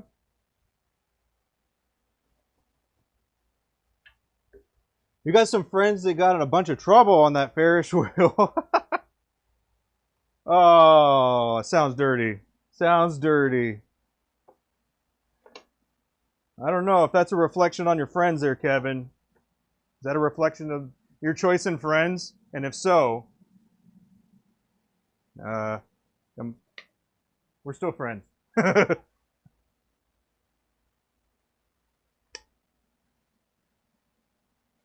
Yeah. Morty! Thank you. Oh, we're spinning backwards.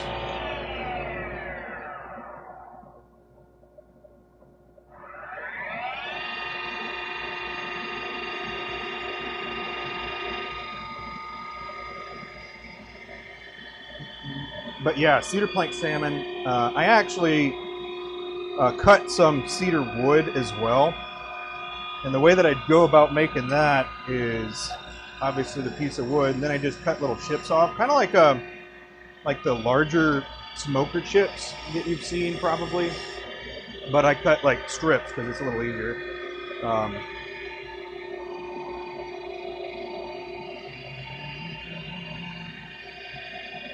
Cameras are everywhere, yeah. More acquaintances. Ah, well, there we go. But yeah, for the salmon, let's see, cedar plank, I do a little extra, so I do lump charcoal. Then you have a cedar plank that you soak in water that is going to be basically what you're going to cook it on. And then from there, I get the wood. I get the wood going to where, well, the coal's already going, right? So the coal's going, the grill's almost ready. You got to put the plank on there, and then you put some cedar wood inside so you can get it started. So those little strips, you will get them started by having them catch on fire in the grill. And then you'll stop. Like once they get all dark, then you'll stop, and then you'll have your smoke. Then you put the plank on and throw the salmon on there, and then you close it for 20 to 25 minutes.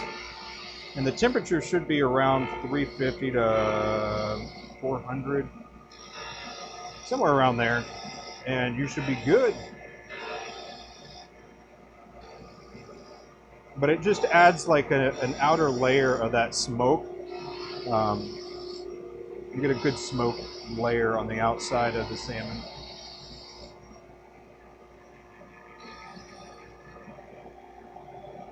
Anywho.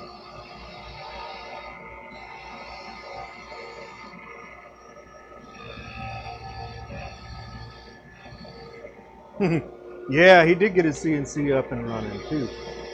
I was asking him about it. Pretty awesome.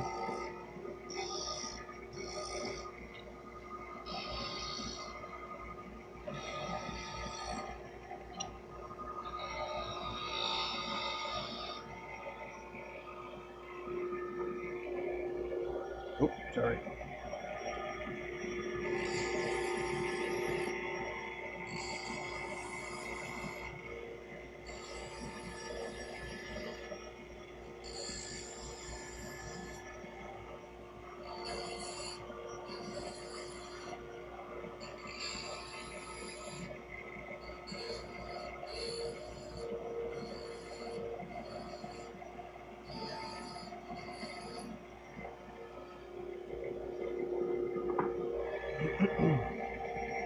Ended up getting the new use one. Right on. New to you, use one.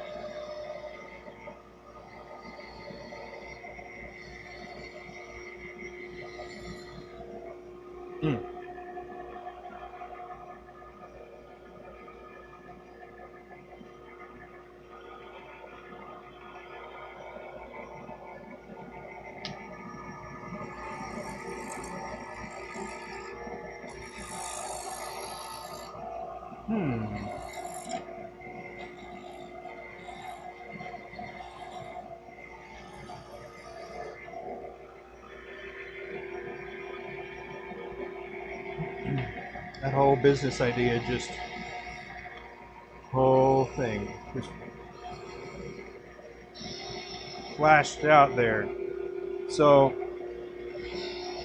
if we wanted to create a new nib type of thing, like for nib holders, what we would do is we would get a design, and I think the twist knife that's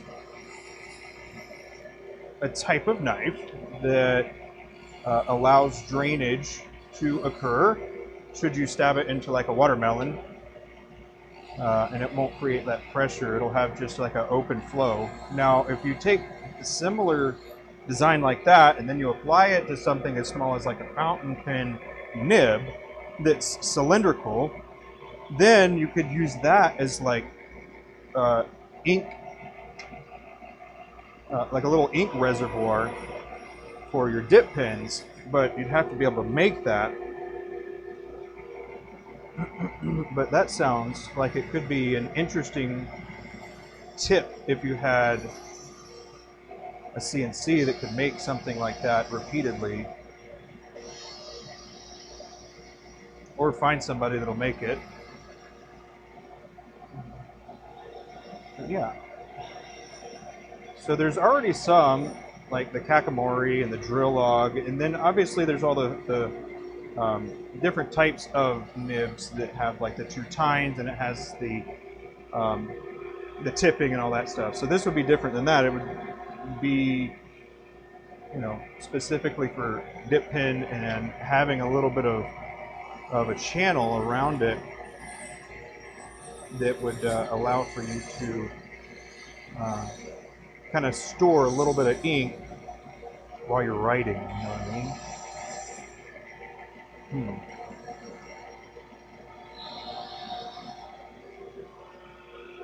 And that sounds like a good idea to me. And then I was even thinking about the marketing aspect of it. So I don't know if you've ever heard, the pen is, what is it? The pen's more dangerous than a sword, or a foil is more powerful than the sword, something like that. Not dangerous, but more powerful or something.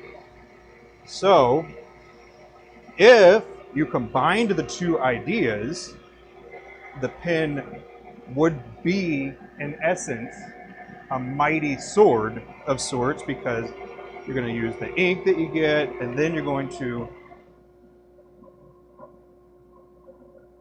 then you dip it in there, and then, you know, boom. Anyway, there's a good idea. That is if I do say so myself. Probably be more specific for a pen maker, I would suppose, or somebody that just wanted to carry some inventory of that type.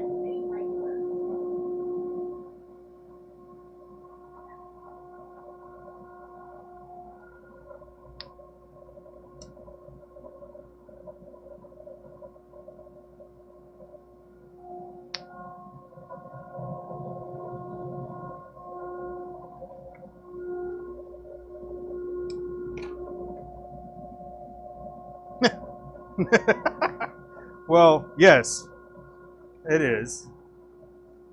But I think it was mightier or more powerful. I think it was more powerful. The pen is more powerful than the sword, because, I mean, think about it. You might not remember a samurai, but you do remember different stuff, or remember seeing a samurai, but you do remember stuff that's like written down.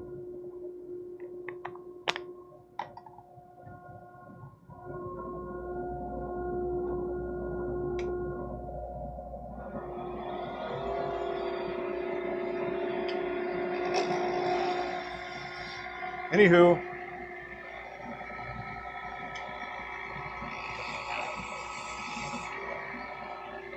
one of the ways. It goes some way.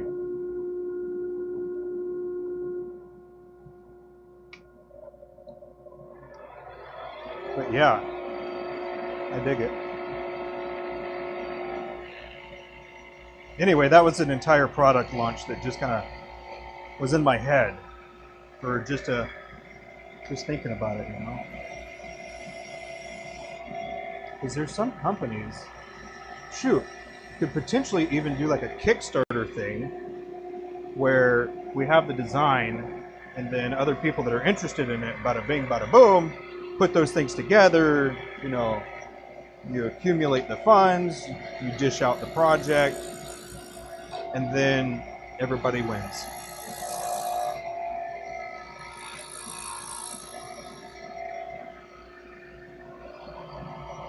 Mm.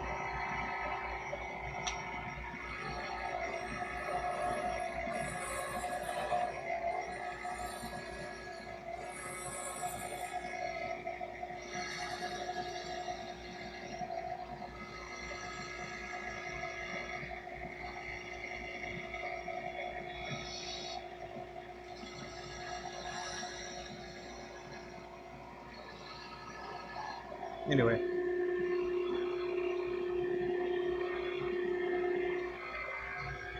So, if we were to do that, the pieces would be about an inch big. Should we go through a whole like business plan? No? Would that be good? Would anybody be interested in that? Use that as an example of a business plan and then try to make it happen?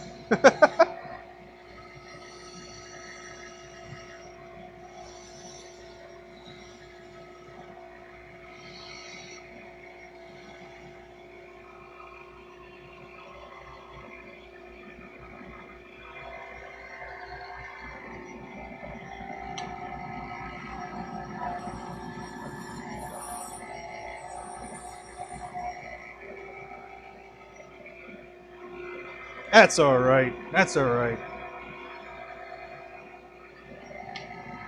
If you're typing, I'm impressed that you're able to type as quickly as you are. I don't type very fast.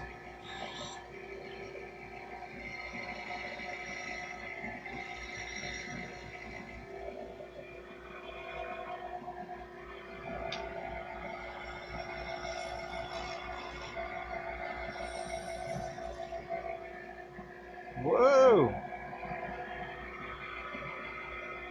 Man.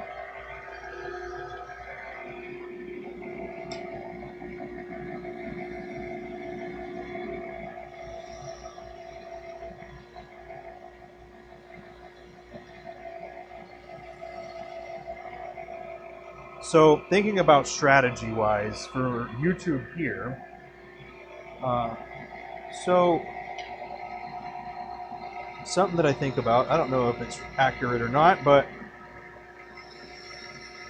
I wonder if, you know, I should have my stream shorter. That way the numbers actually look more favorable. Because sometimes I just stream for a very long time, but there are times where there's not too many people there, and that's fine. I don't mind that. It's more of like a thinking about it from a point of view where you know, your videos get like, or your streams get like a small amount of watch time per viewer. And so I think if I was to shorten the streams, that it would make it so the views would be in a more condensed amount of time, and I think it would appear favorable, at least for an algorithm, but I'm not entirely positive. I just think it would. But, you know, if we're here, might as well. I'm going to be here. But if you have a YouTube and that's something that you were thinking about or trying to determine how long your stream should be, me too. Let me know when you figure something out.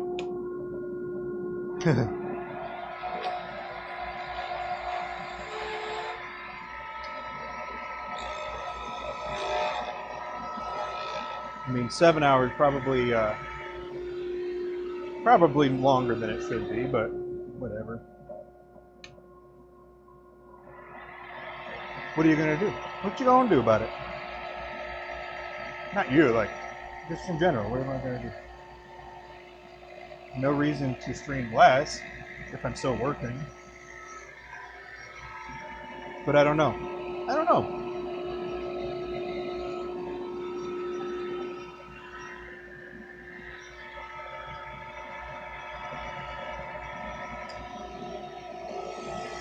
You like my channel? I appreciate it. I appreciate it.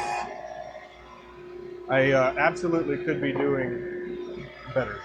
But I suppose I could be worse too. You type with one finger? Wow. That's impressive.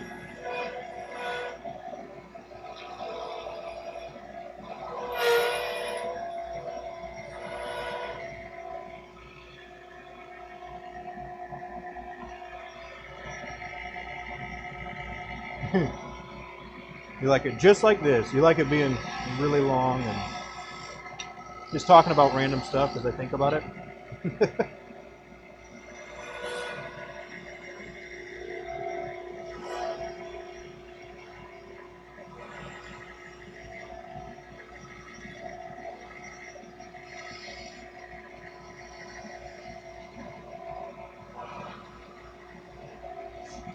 I'll be honest, I don't know if people really go back and watch the lives. I do put them back to live after the stream and everything. I set them to live, or public, I mean.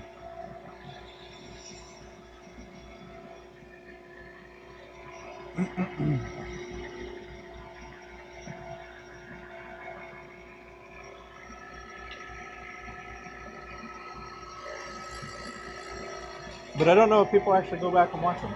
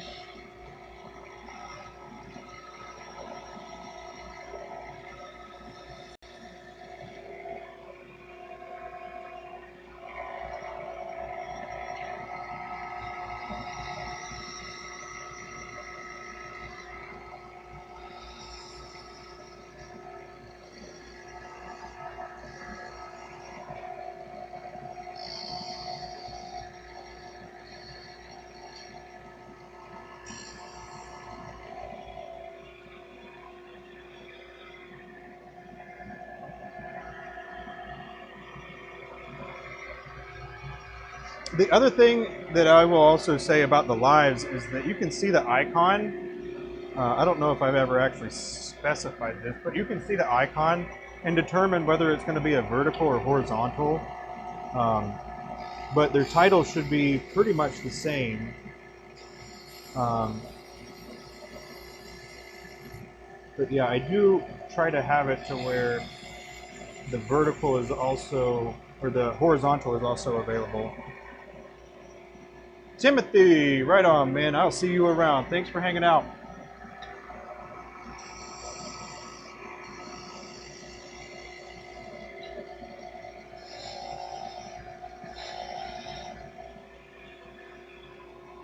Yeah. Mm-hmm.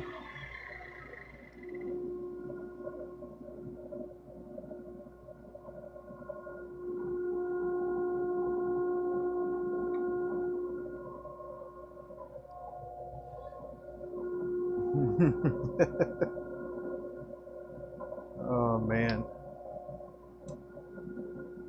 I was thinking about the videos and how it would be really cool to watch some videos with people and then be able to like have,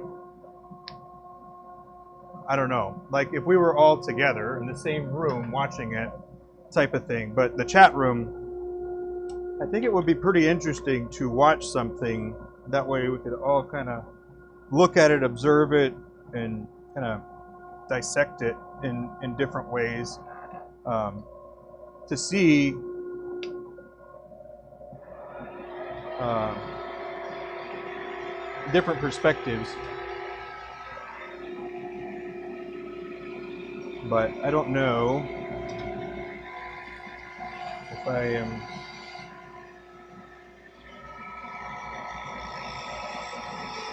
ready for that.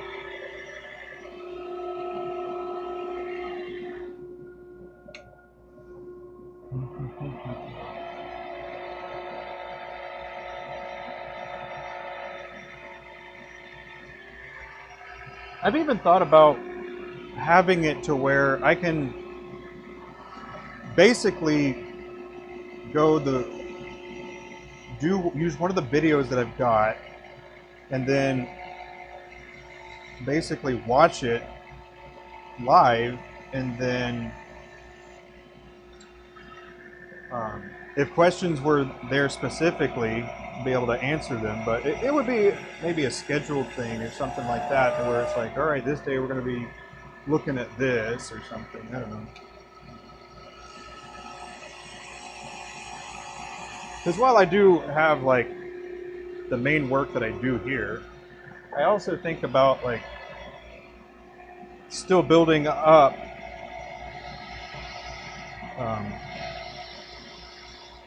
some more like how I do this, or how you can do this, or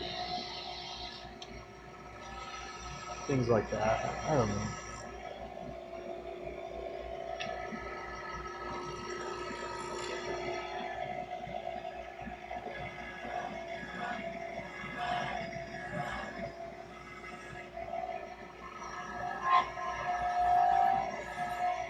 It would be a way to do some stream in a different environment that would be specifically for, you know, just talking about whatever concept or process or determining other ways to accomplish a similar thing. I don't know.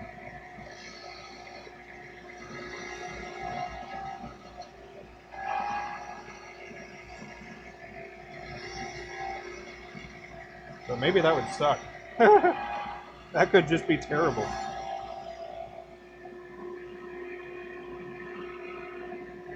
A live stream of watching a video.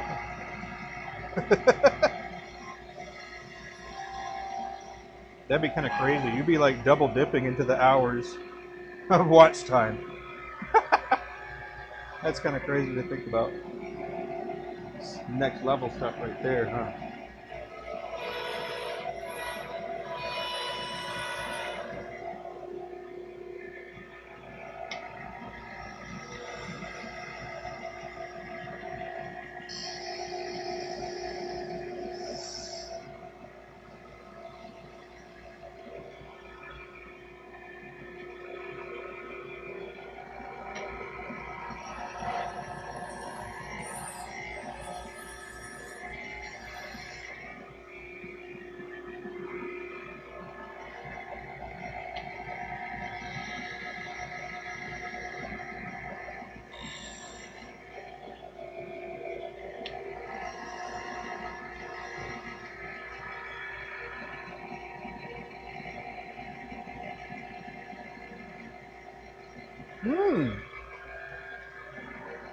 Some people on a panel. What kind of software do they use? StreamYard for that, I bet? Hello, Spirit, Wind, Wood, Stone, and Bone.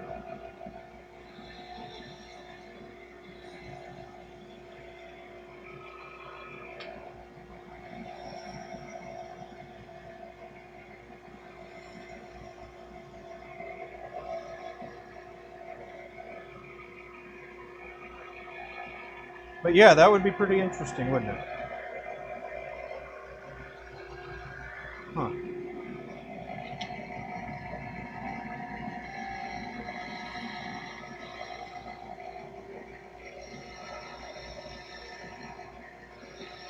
Heather, right on. Y'all know each other? Right on. That's even cooler.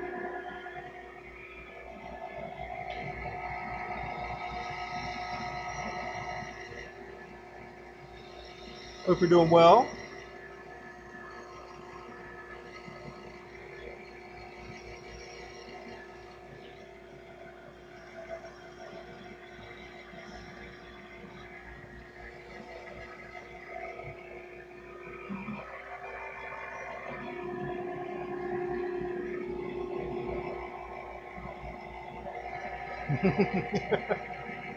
It's a long name.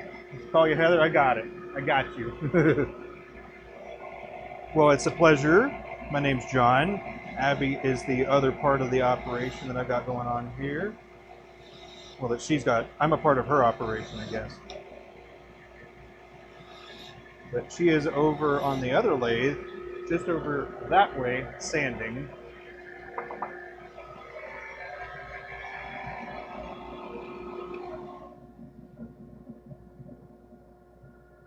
You met her on other shows? That's cool. Heading out to work in a few minutes. Right on. What are you going to be working on, or are you talking about something else?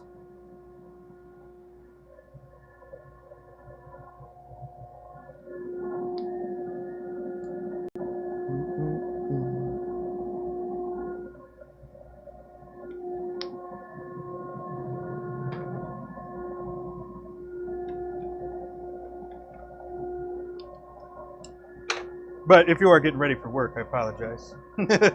Asking you questions, having you type while you're trying to get whatever rounded up or put together.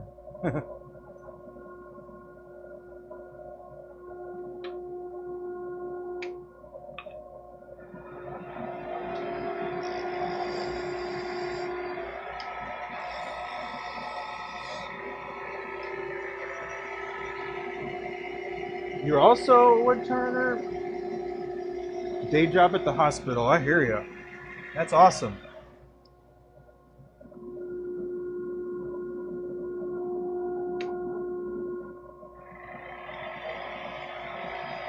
What type of things do you turn?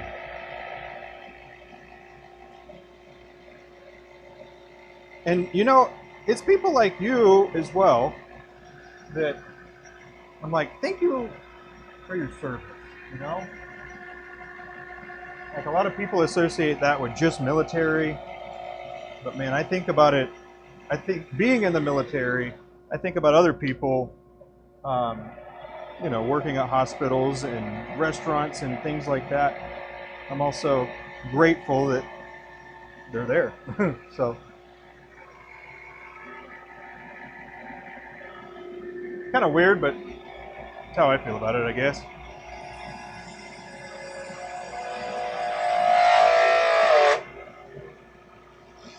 Yeah, I'd be interested to know what type of things you turn, and we have to maybe see some of your work.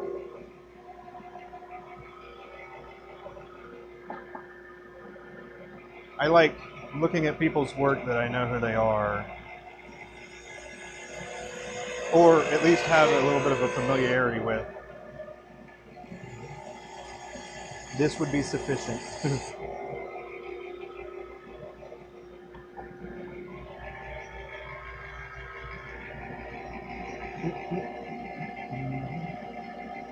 Much rather be turning than coloring a basket with gold. Whoa!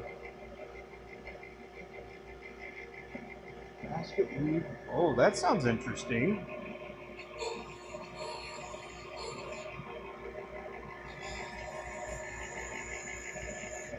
It'd be cool to see what that looks like. Ah, you do? Okay, cool. I will snap a pic and go look at it later.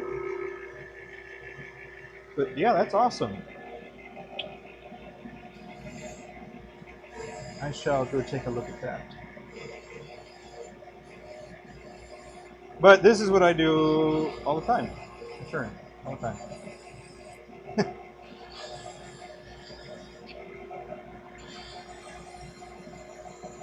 And if I'm not turning, I'm thinking about ways to turn something different or turn something that's already been done, maybe a different way, or stuff like that.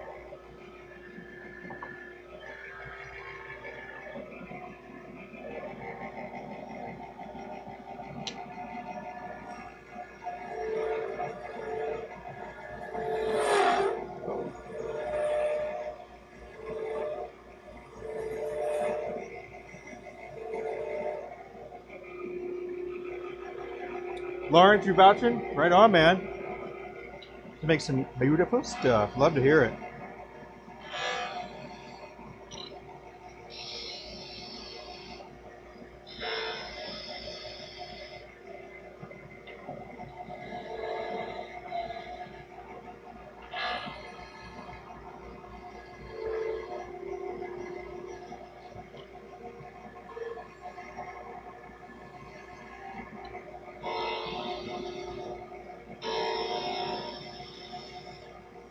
But I'm glad we found each other nonetheless.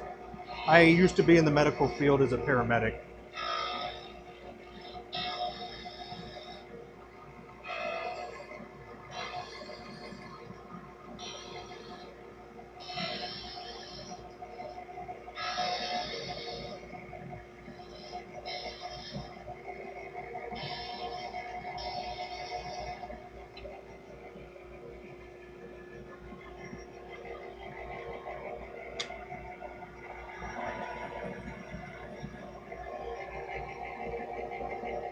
You always thinking about turning things too? Heck yeah. I get excited all the time talking about different things that are turning related. So much so that when I used to go to like meetups, and I used to go to like real estate meetups. And then one of the people that was with one of the realtors that was there, they're like, "Oh man, I've never seen somebody's face light up talking about that before, or talking about their stuff that they do." And so, kind of interesting to hear somebody say that to you. But yeah, I guess when people are interested in hearing what it is, or what it's about, or what it means to me, or whatever, I do kind of light up, I guess.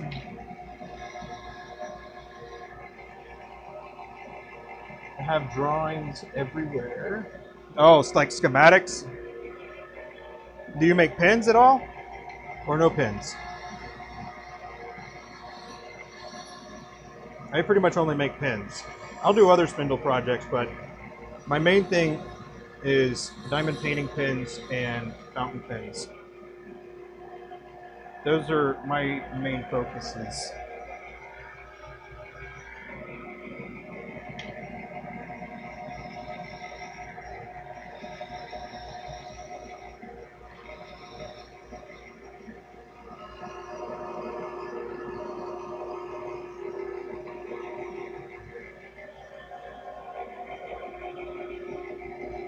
You've never made pins? That's awesome. That's so cool.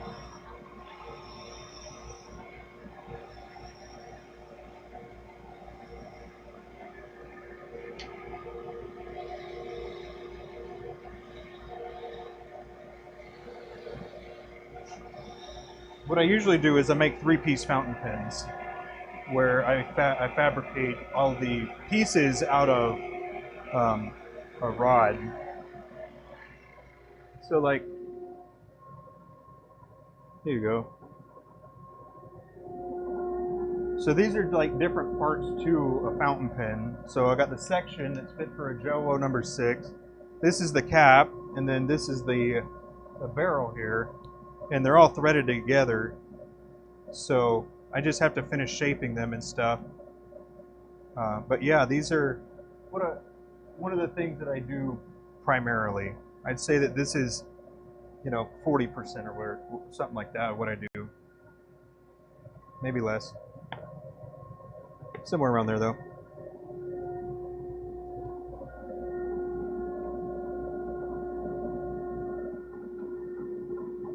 And those are various stages of completion.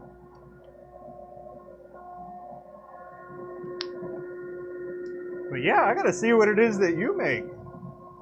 Sneak a peek at that stuff.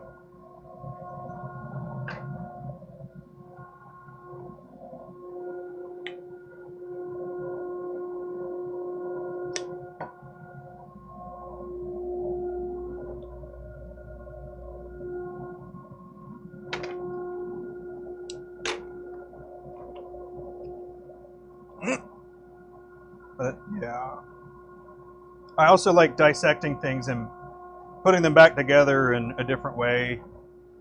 A good example is this right here, actually. Let's see. All right, it's inside. But if you've ever seen a parallel pin, a pilot parallel pin, basically all I did was I took the section off, and then I retrofitted it with resin. This was a resin blank, and basically I retrofitted it so the threads match up.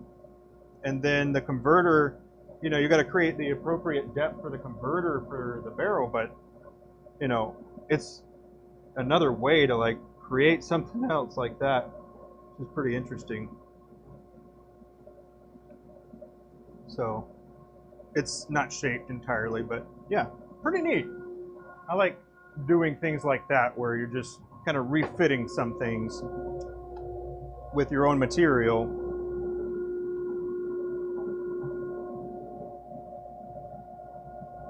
Never have pin blank. Yeah, I could see that. It is one of those things that does take a long time, or can take a lot of time, for sure, until you figure out the processes.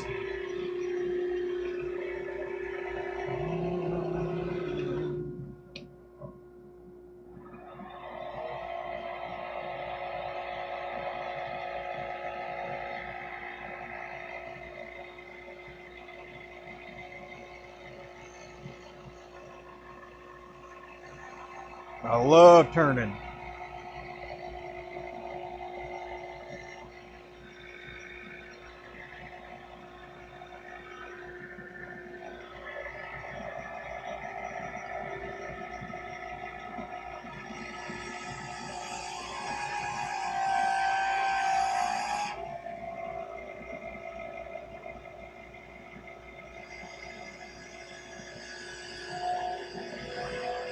Hey, I appreciate it.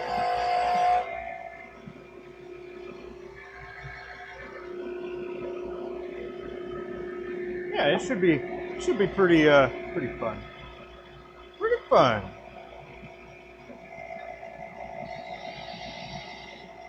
I am not very good at videoing. Okay, I'm actually not bad at videoing. It's more like I don't like doing it as much as I probably should, considering I guess what I do. But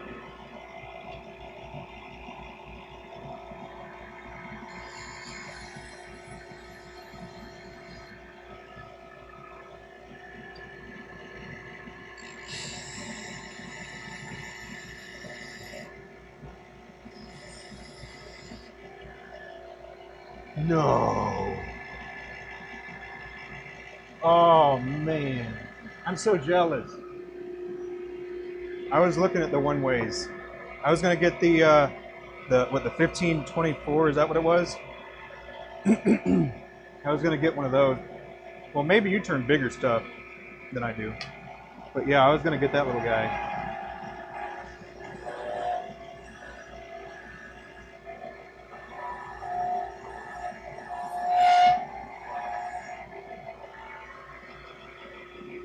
Oh.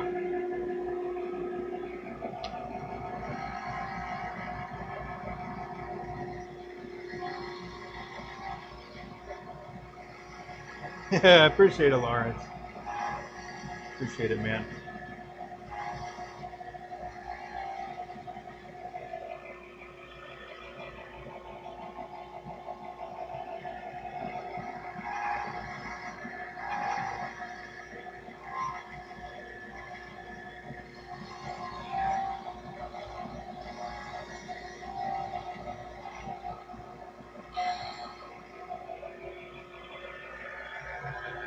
Yeah, I record with, I'll do videos with my phone as well.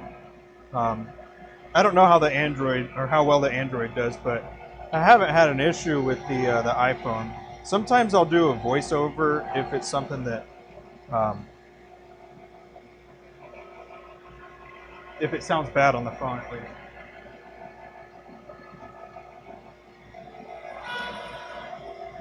But the video quality is pretty good.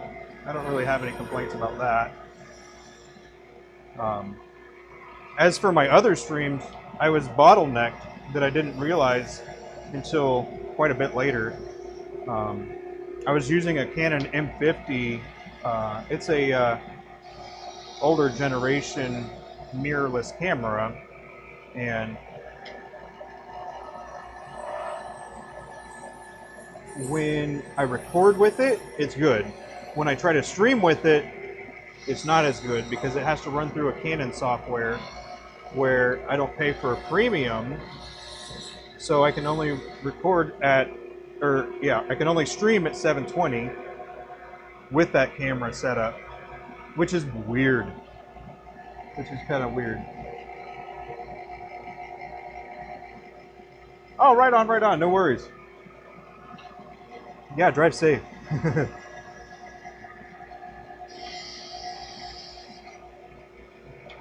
Gotta get there safe so you can take care of those people. Gotta be somebody there to be sad. That's one of the cool things that I enjoyed about hospitals, actually, is because some people couldn't leave, they always look forward to somebody coming in. And so some people, they get grumpy about that, and some people, they're just like, oh my goodness. I love that. I used to go volunteer at an elderly home as well. Yeah, it was just a good time. Always like bringing smiles to people's faces, and it doesn't really take a whole lot. It just takes a little bit of listening sometimes, you know.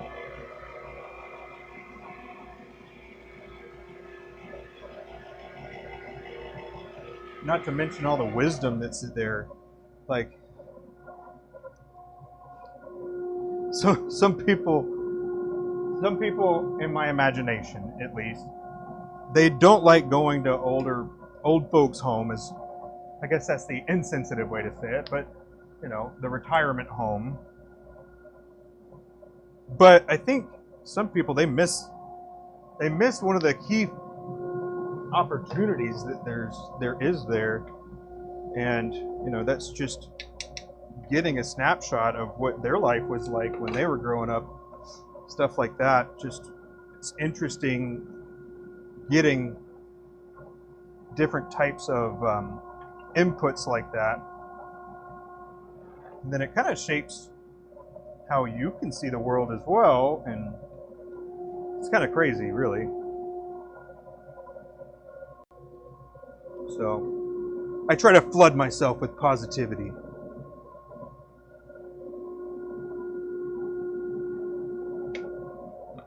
You got a one-way 2436. Goodness gracious. Do you live at, well, sorry, you're driving. I was looking at it, and then I was looking at it a few months ago because I had to potentially have to have a backup for this lathe here, the Jet 1221, because the bearings were going bad, but I had the spindle locked in there. and I had to beat it really, had to beat it because it was not coming out. And I wanted to have a backup plan if it didn't go right, but fortunately it went fine. But yeah, I was looking at the prices of the one-way, like the 1524, and one of the things that was kind of crazy was because of its recency, right, is that trying to get a one-way sent to the US from Canada, I think the tariffs were in the ballpark of $750 just for that part.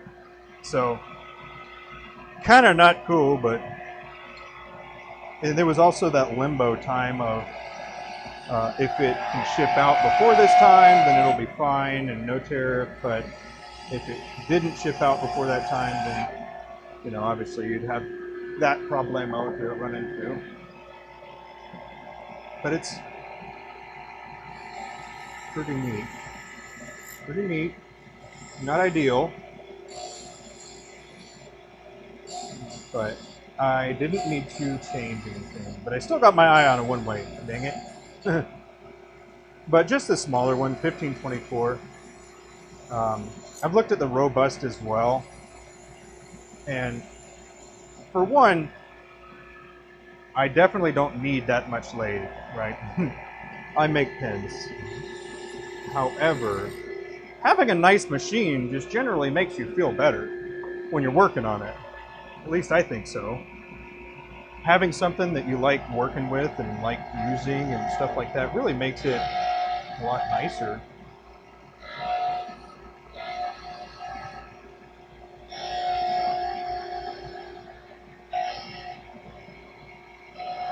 I was even looking at the Powermatics, and some of them are more yellow, like mustard yellow, and some of them are more like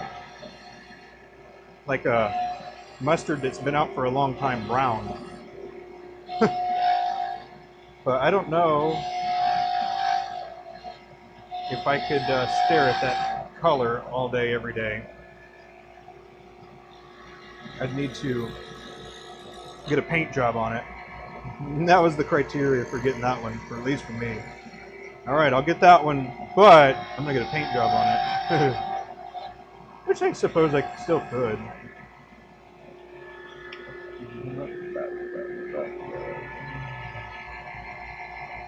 You'd just like to have the Bauer from Harbor Freight.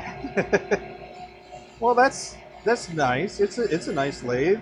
Kevin can tell you about it. You got the variable speed, good range. Apparently functions nicely. I don't know what it feels like in person, so I can't actually speak to it personally, but I've heard good things. But I think it's a matter of what you're comparing it to, you know?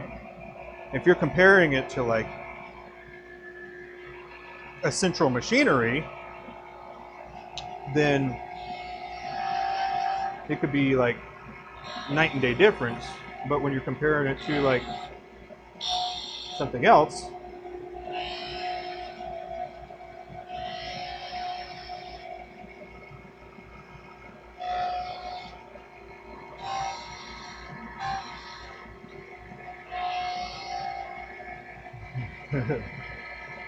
the yellow ones you've seen have been Powermatic. Yeah, Powermatic makes the yellowy brown one. Yellowy brownie. Yeah, and it's not a bad thing. Like I just mean like visually, I don't find it appealing to look at. It's got nothing to do with its function. So I just want to clarify that. But if somebody wanted me to have one and I needed a new one, I'd take it for sure. It's like you wouldn't pass up something like that.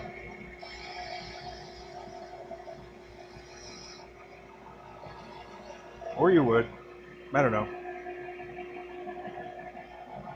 I'd probably try to find a way to make it fit.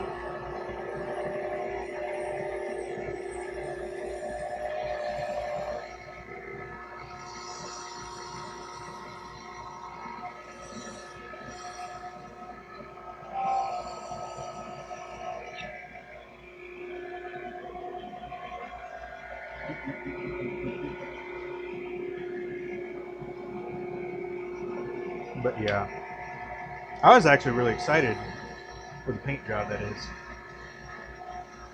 Oh, another thing too, once y'all start getting stickers with your brands on them and stuff, I have a place back there on my rolling tool chest that I want stickers from people. That way I can have them on my tool chest.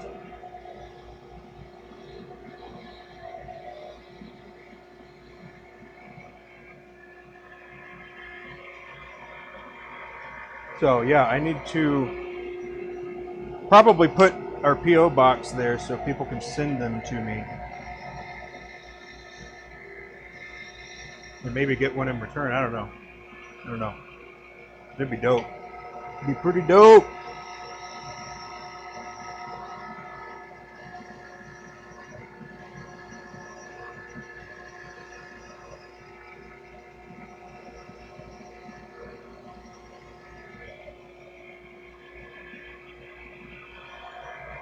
Oh, as far as the stickers go too, if you are someone that gets stickers, like by the significant amount, keep an eye out on Sticker Mule because they'll do good discounts for like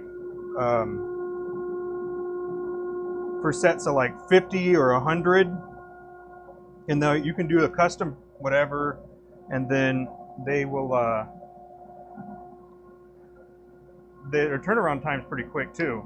So just keep an eye out for stuff like that. If you wanted stickers, or if you already had designs that you wanted stickers, just have like a little library of designs, and then when that pops up, then you can know what design you're just going to send there, get them printed, and save them for whenever you're going to need the stickers.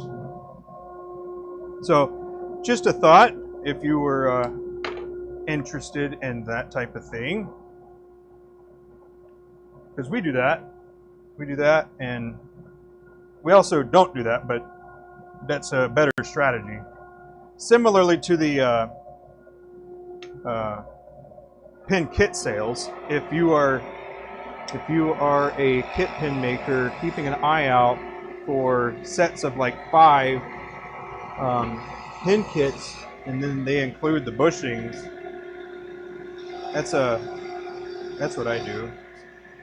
I don't always shop for them, but when I do, I prefer the packs of 5 that have the bushings with them.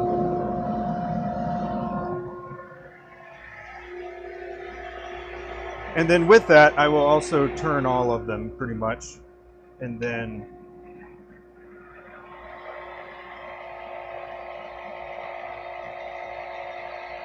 put the bushings away.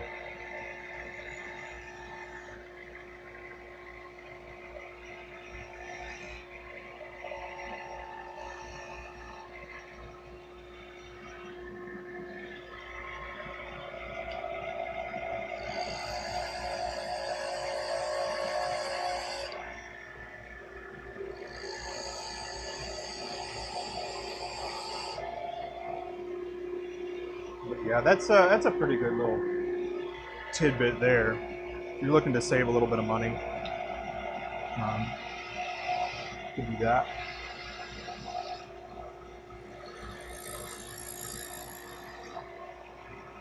Or you could find out the expensive way by getting like all the different transfer paper and all that stuff for something like a Cricut or a Cry Cut or whatever else there is that's like that. And then you'll realize that you didn't actually like doing that, and so you won't use it, and then you'll be like, all right, well, let me go order my stickers. Oops, I'm doing the wrong shape.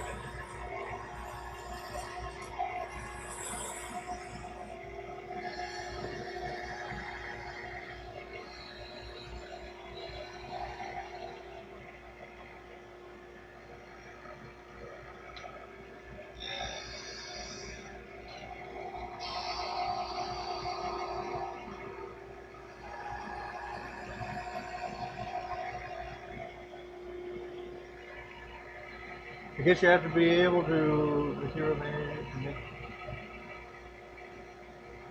Yeah, yeah. You got to maintain the material, and then you also have to make sure that you got the converters and all the nibs. Yeah. But yeah, it's a constant, like, it's constant motion, you know? Meaning that there's always something that is being used that will need replacing. So I guess in some ways it's like a higher turnover of stuff the more you do.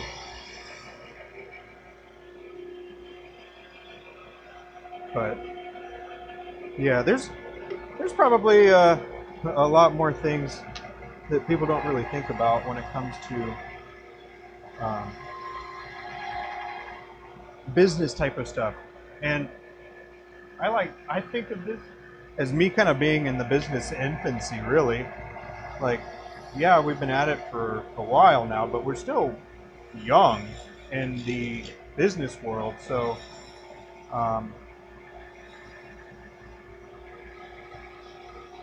we're always learning more stuff and applying it, testing different things out. But I pretty much just talk about the things that we, the different stuff that we test out on stream. Don't really talk about the back end too much because it's really not as exciting unless you like are really excited for inventory management stuff.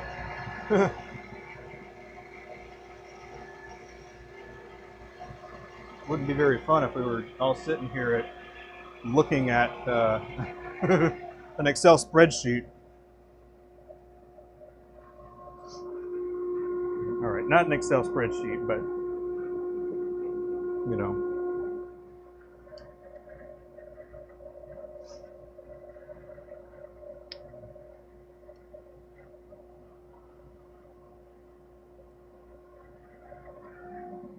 But yeah, I think a part of it is,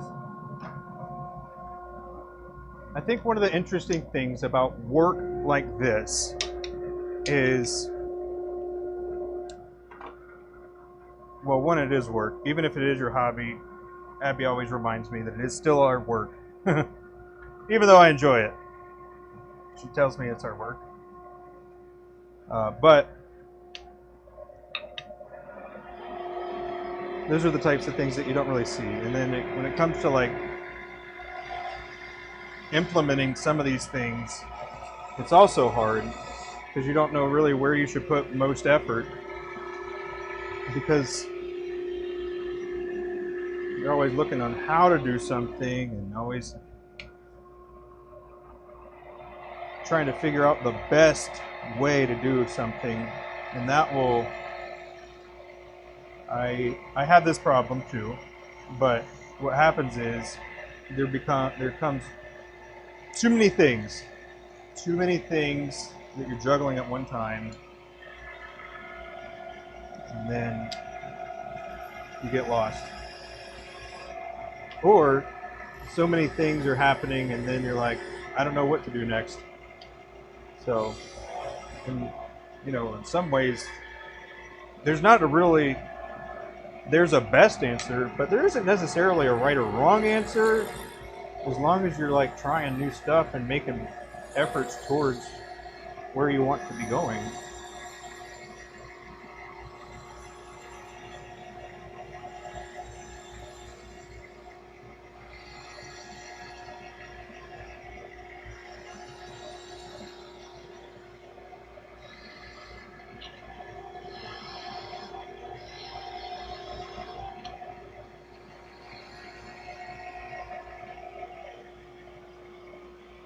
I guess the other thing that you could do would be have a idea in mind, drop everything else, and then just pursue it.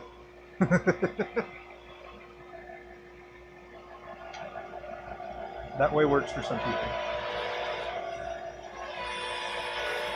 It's not legal advice, just saying.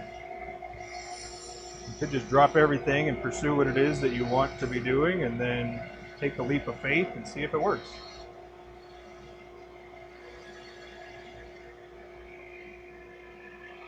But it's going to take time.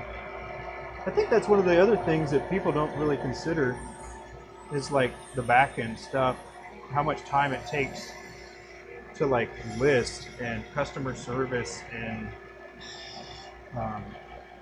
you know, talk to people about specific things that they are interested in either getting from you or purchasing from you or things like that. So another thing to keep in mind, really. I will say, I think at the end of the day,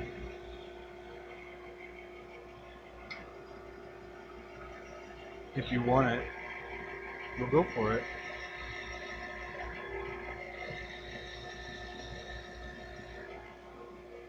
You know, I try to earn it every day.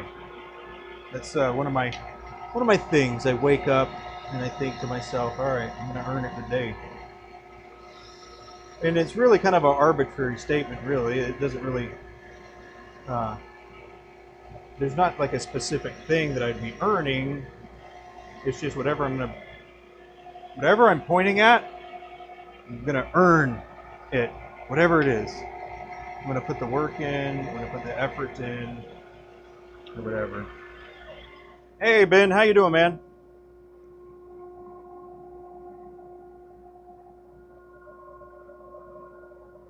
Yeah, I just...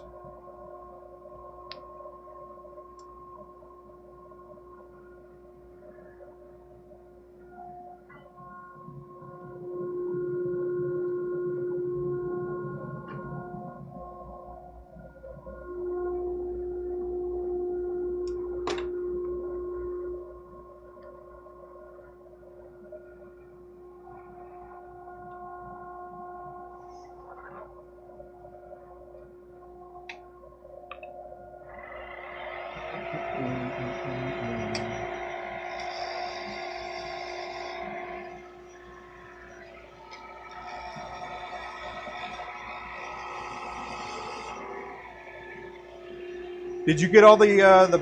Well, yeah, you did. You got all the piping done in your garage, didn't you, Ben? How's the suction all throughout the area?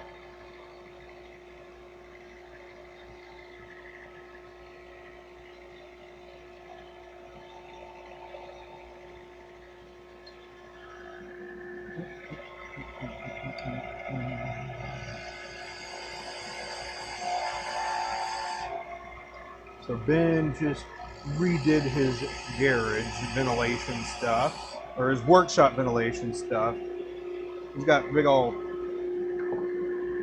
ventilation tubes all over the place now, all over the ceiling.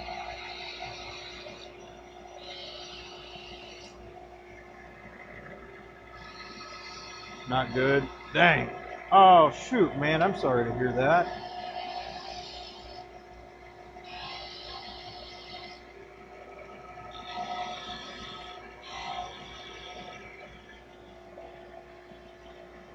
I'm sorry to hear that, man. Was it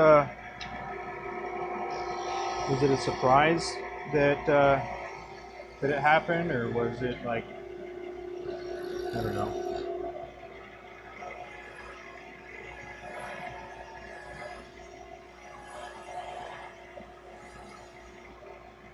Yeah, sorry to hear that.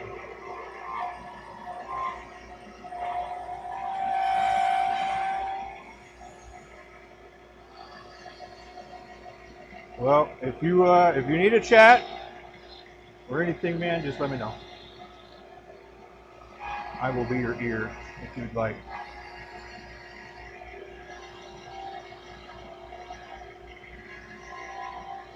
Yeah.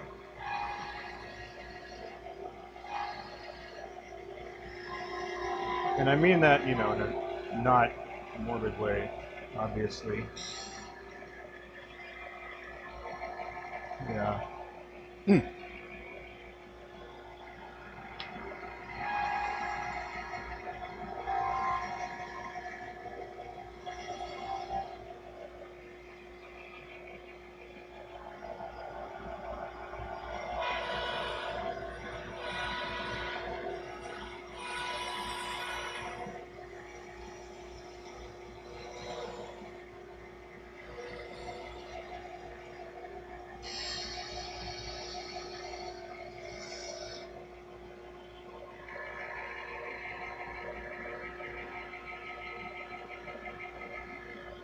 Yeah, I can understand that. I grew up next door to my grandfather, and losing him was a fatal blow.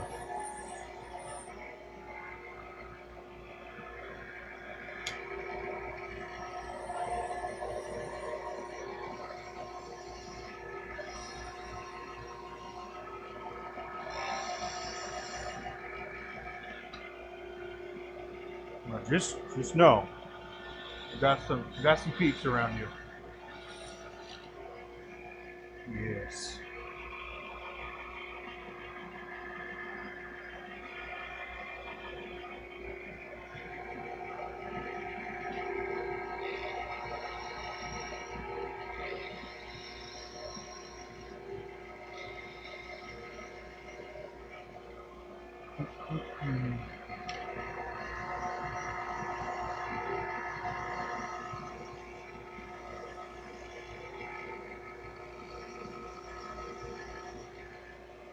At the let's see.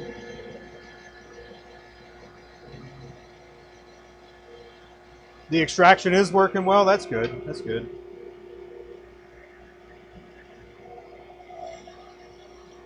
I know that if I were to like have multiple hoses going to this dust collection, it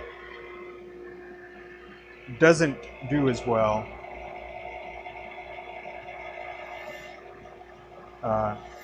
That's why I've got like different dams that go along with it, so you can block different hoses if you're not using that area or whatever.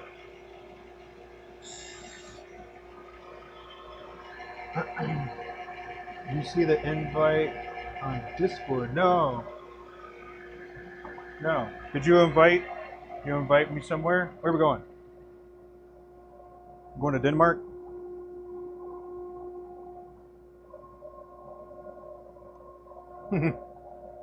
But no, I'll have to take a look at that a little later. I'll get on my computer this evening.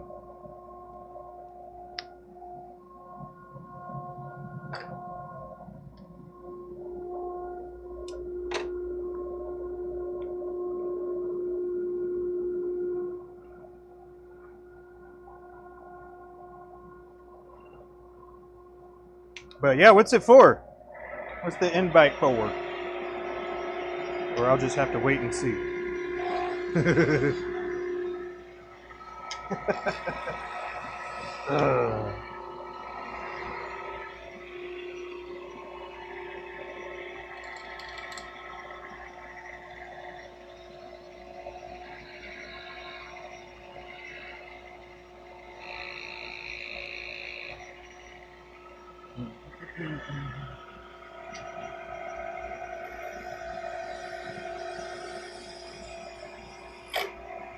Whoops.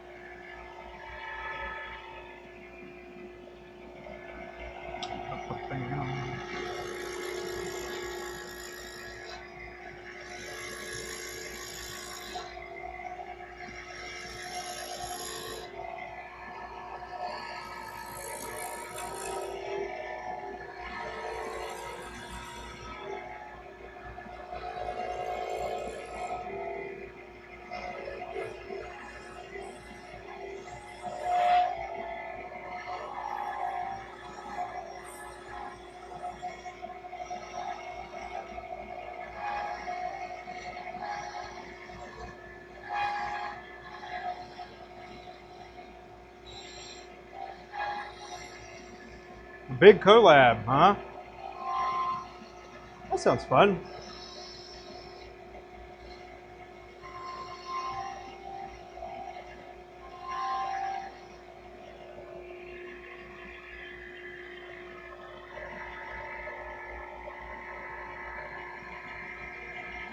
Five other streams. Dang! I didn't see that part before. 5 other streams.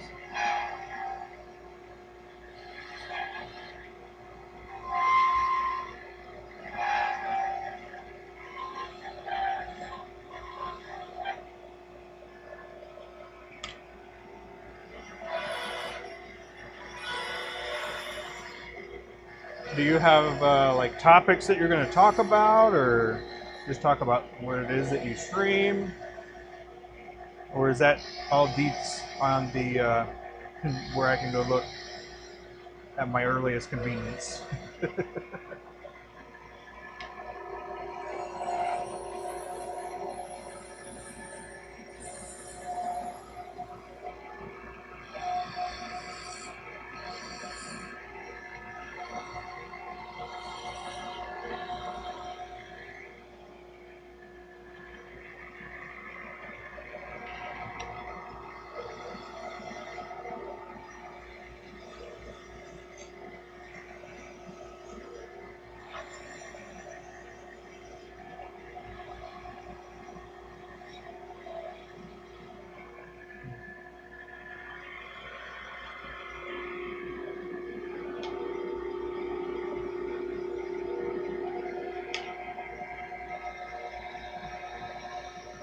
That sounds like fun, though.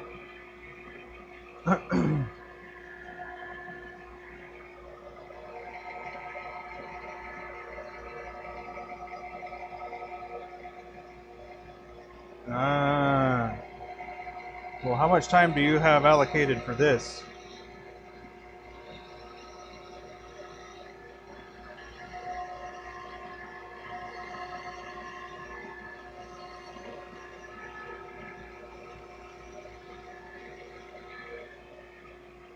Because that sounds like would need a good chunk of time. Because if you're teaching it and doing it all at the same time, and you got 5 people, woo, that'd be a doozy.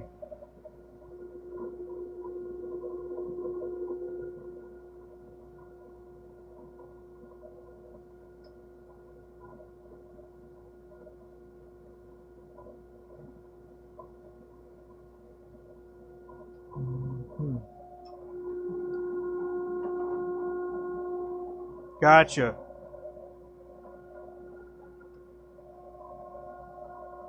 Show how I make a pin. All right. Well, I can probably do that.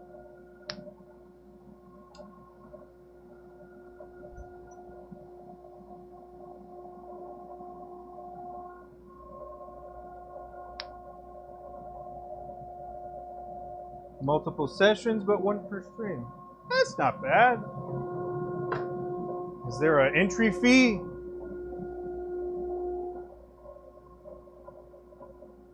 Hey.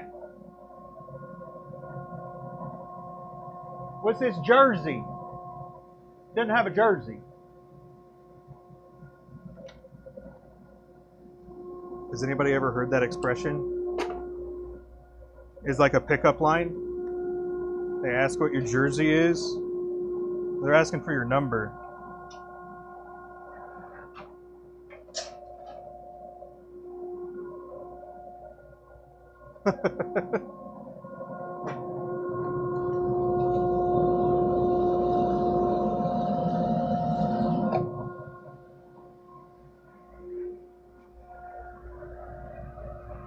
Not paid, huh? Gotcha.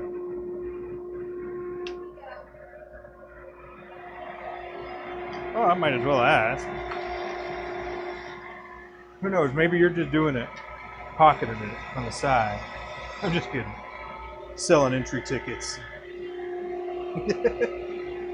For all those people that want to know how to do what it is that everybody does.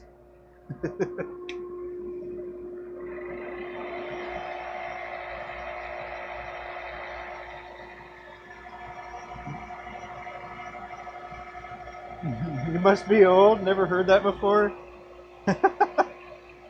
Well, I only heard it once, and I had no idea what they were talking about, so I might as well not have known either.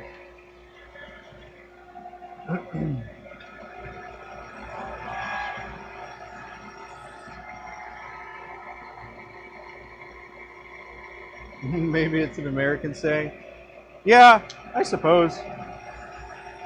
Or just not a commonly used thing. Maybe it was a short-lived trend kind of thing.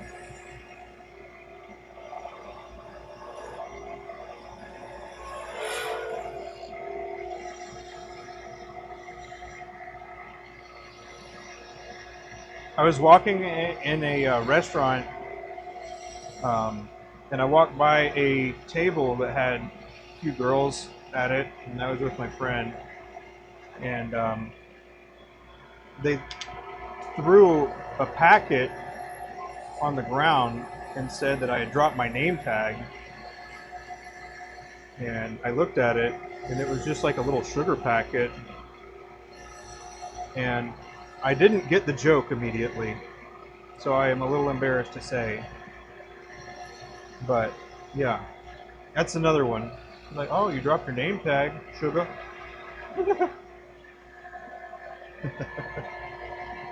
Big promotion for each maker. Right on. I'm down.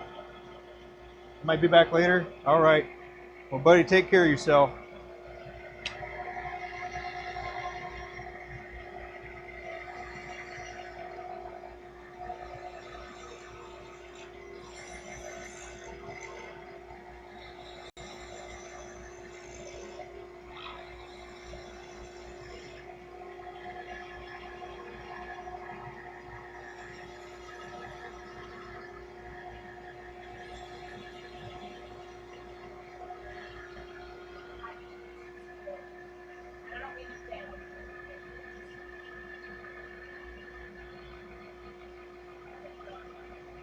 Okay.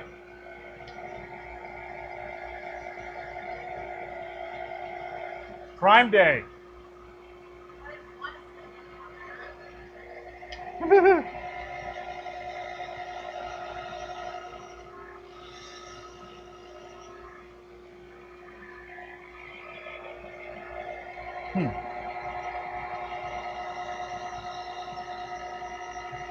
You know, if you have a spouse or partner or whatever, looking at my wife over there, she has a particular face on that makes me not want to ask anything that could be like, you know, not going right along with whatever it is. She's just got that face on right now that's she's focused on something specific.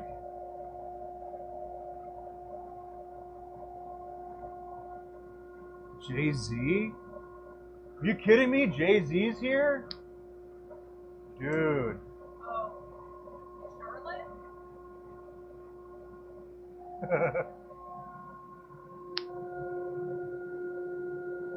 Is that what you're proclaiming, sir? It is not. It isn't. It's not what it is.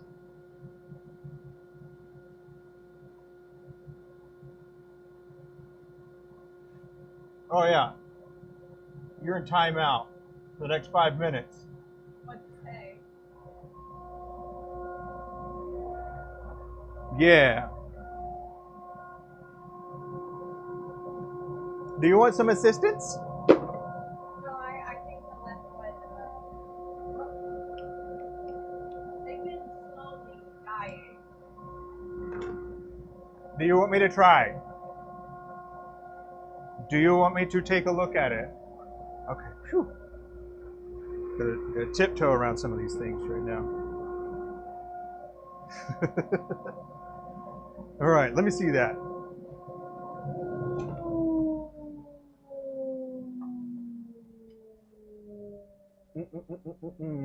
Okay, let's see.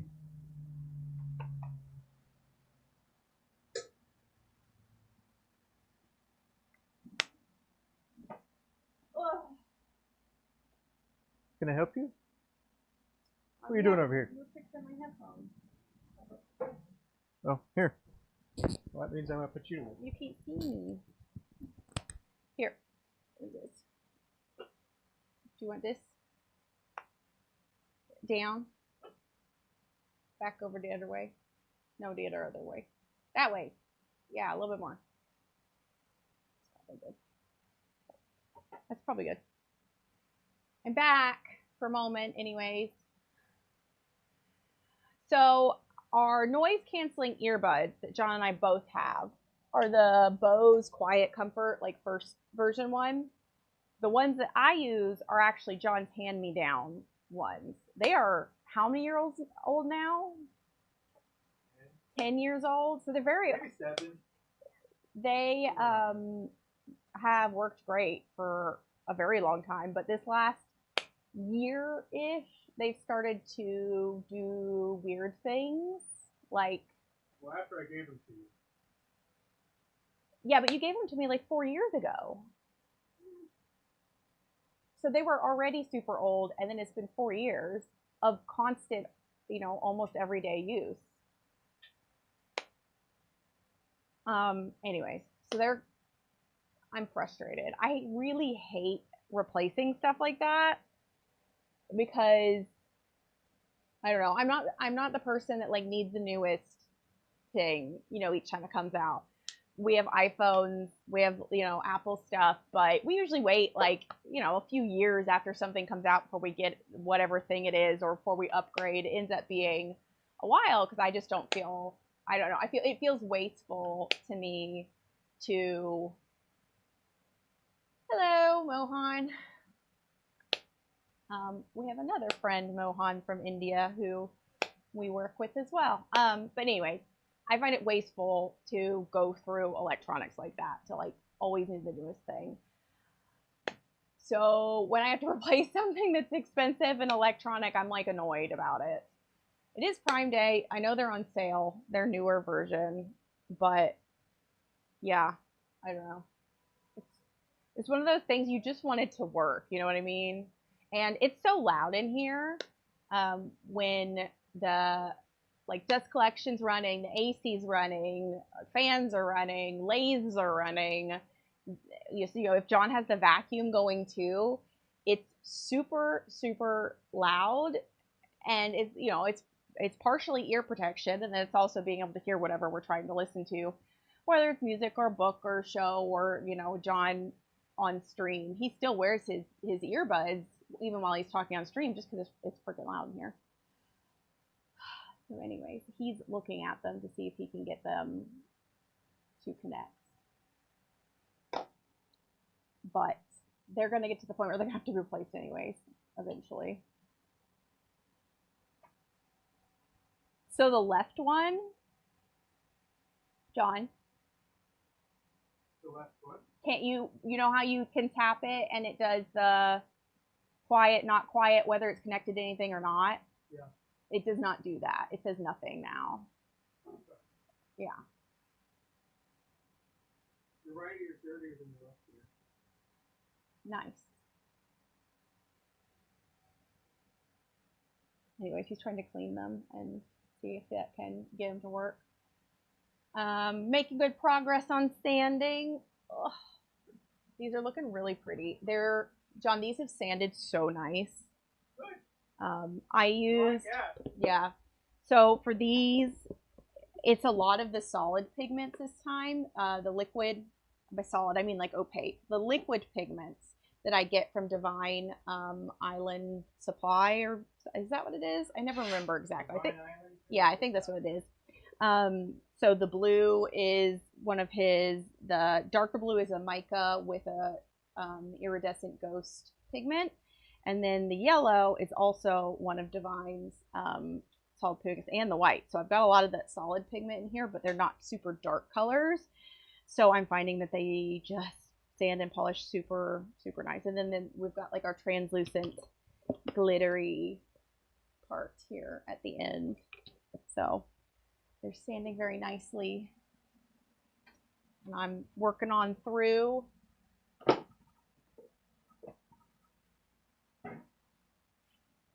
My headphones quit and I feel like quitting. Gosh. Okay. So I didn't fix them yet. You did fix them? Good. You fixed them? No. Are we going to go wow? We can still quit. I want to eat. I'm hungry. Okay. Yeah, I fixed them. Okay, John fixed them.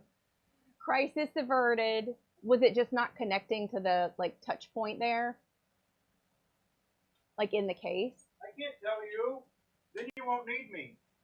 He said he won't tell me because then I won't need him to fix it for me again. Well, you can check and see if it's user error, but I had him. Mohan! It's another Mohan. It is another Mohan. know, How you doing? That's what I said. Love indeed. That worked. It was not doing anything when I tapped on it before. Nor was it connected anymore. Sweet. Well, great stream, yo. Great stream. Yeah, I'm done. I'm grumpy. Okay. I don't want to, I'm hot. I'm grumpy. I'm grumpy too. Totes. And hungry. Totally grumpy. Just kidding. But, yeah, Mohan, good to see you. Lawrence, thanks for hanging out. You were #1 with the crowns, my man. I don't know if anybody's going to be able to top you. Maybe Kevin. Thanks. That's all I can think of, though. Thanks for being here, everyone, and listening to John stream and talk. Hang out, stuff. Met some new people. Heather.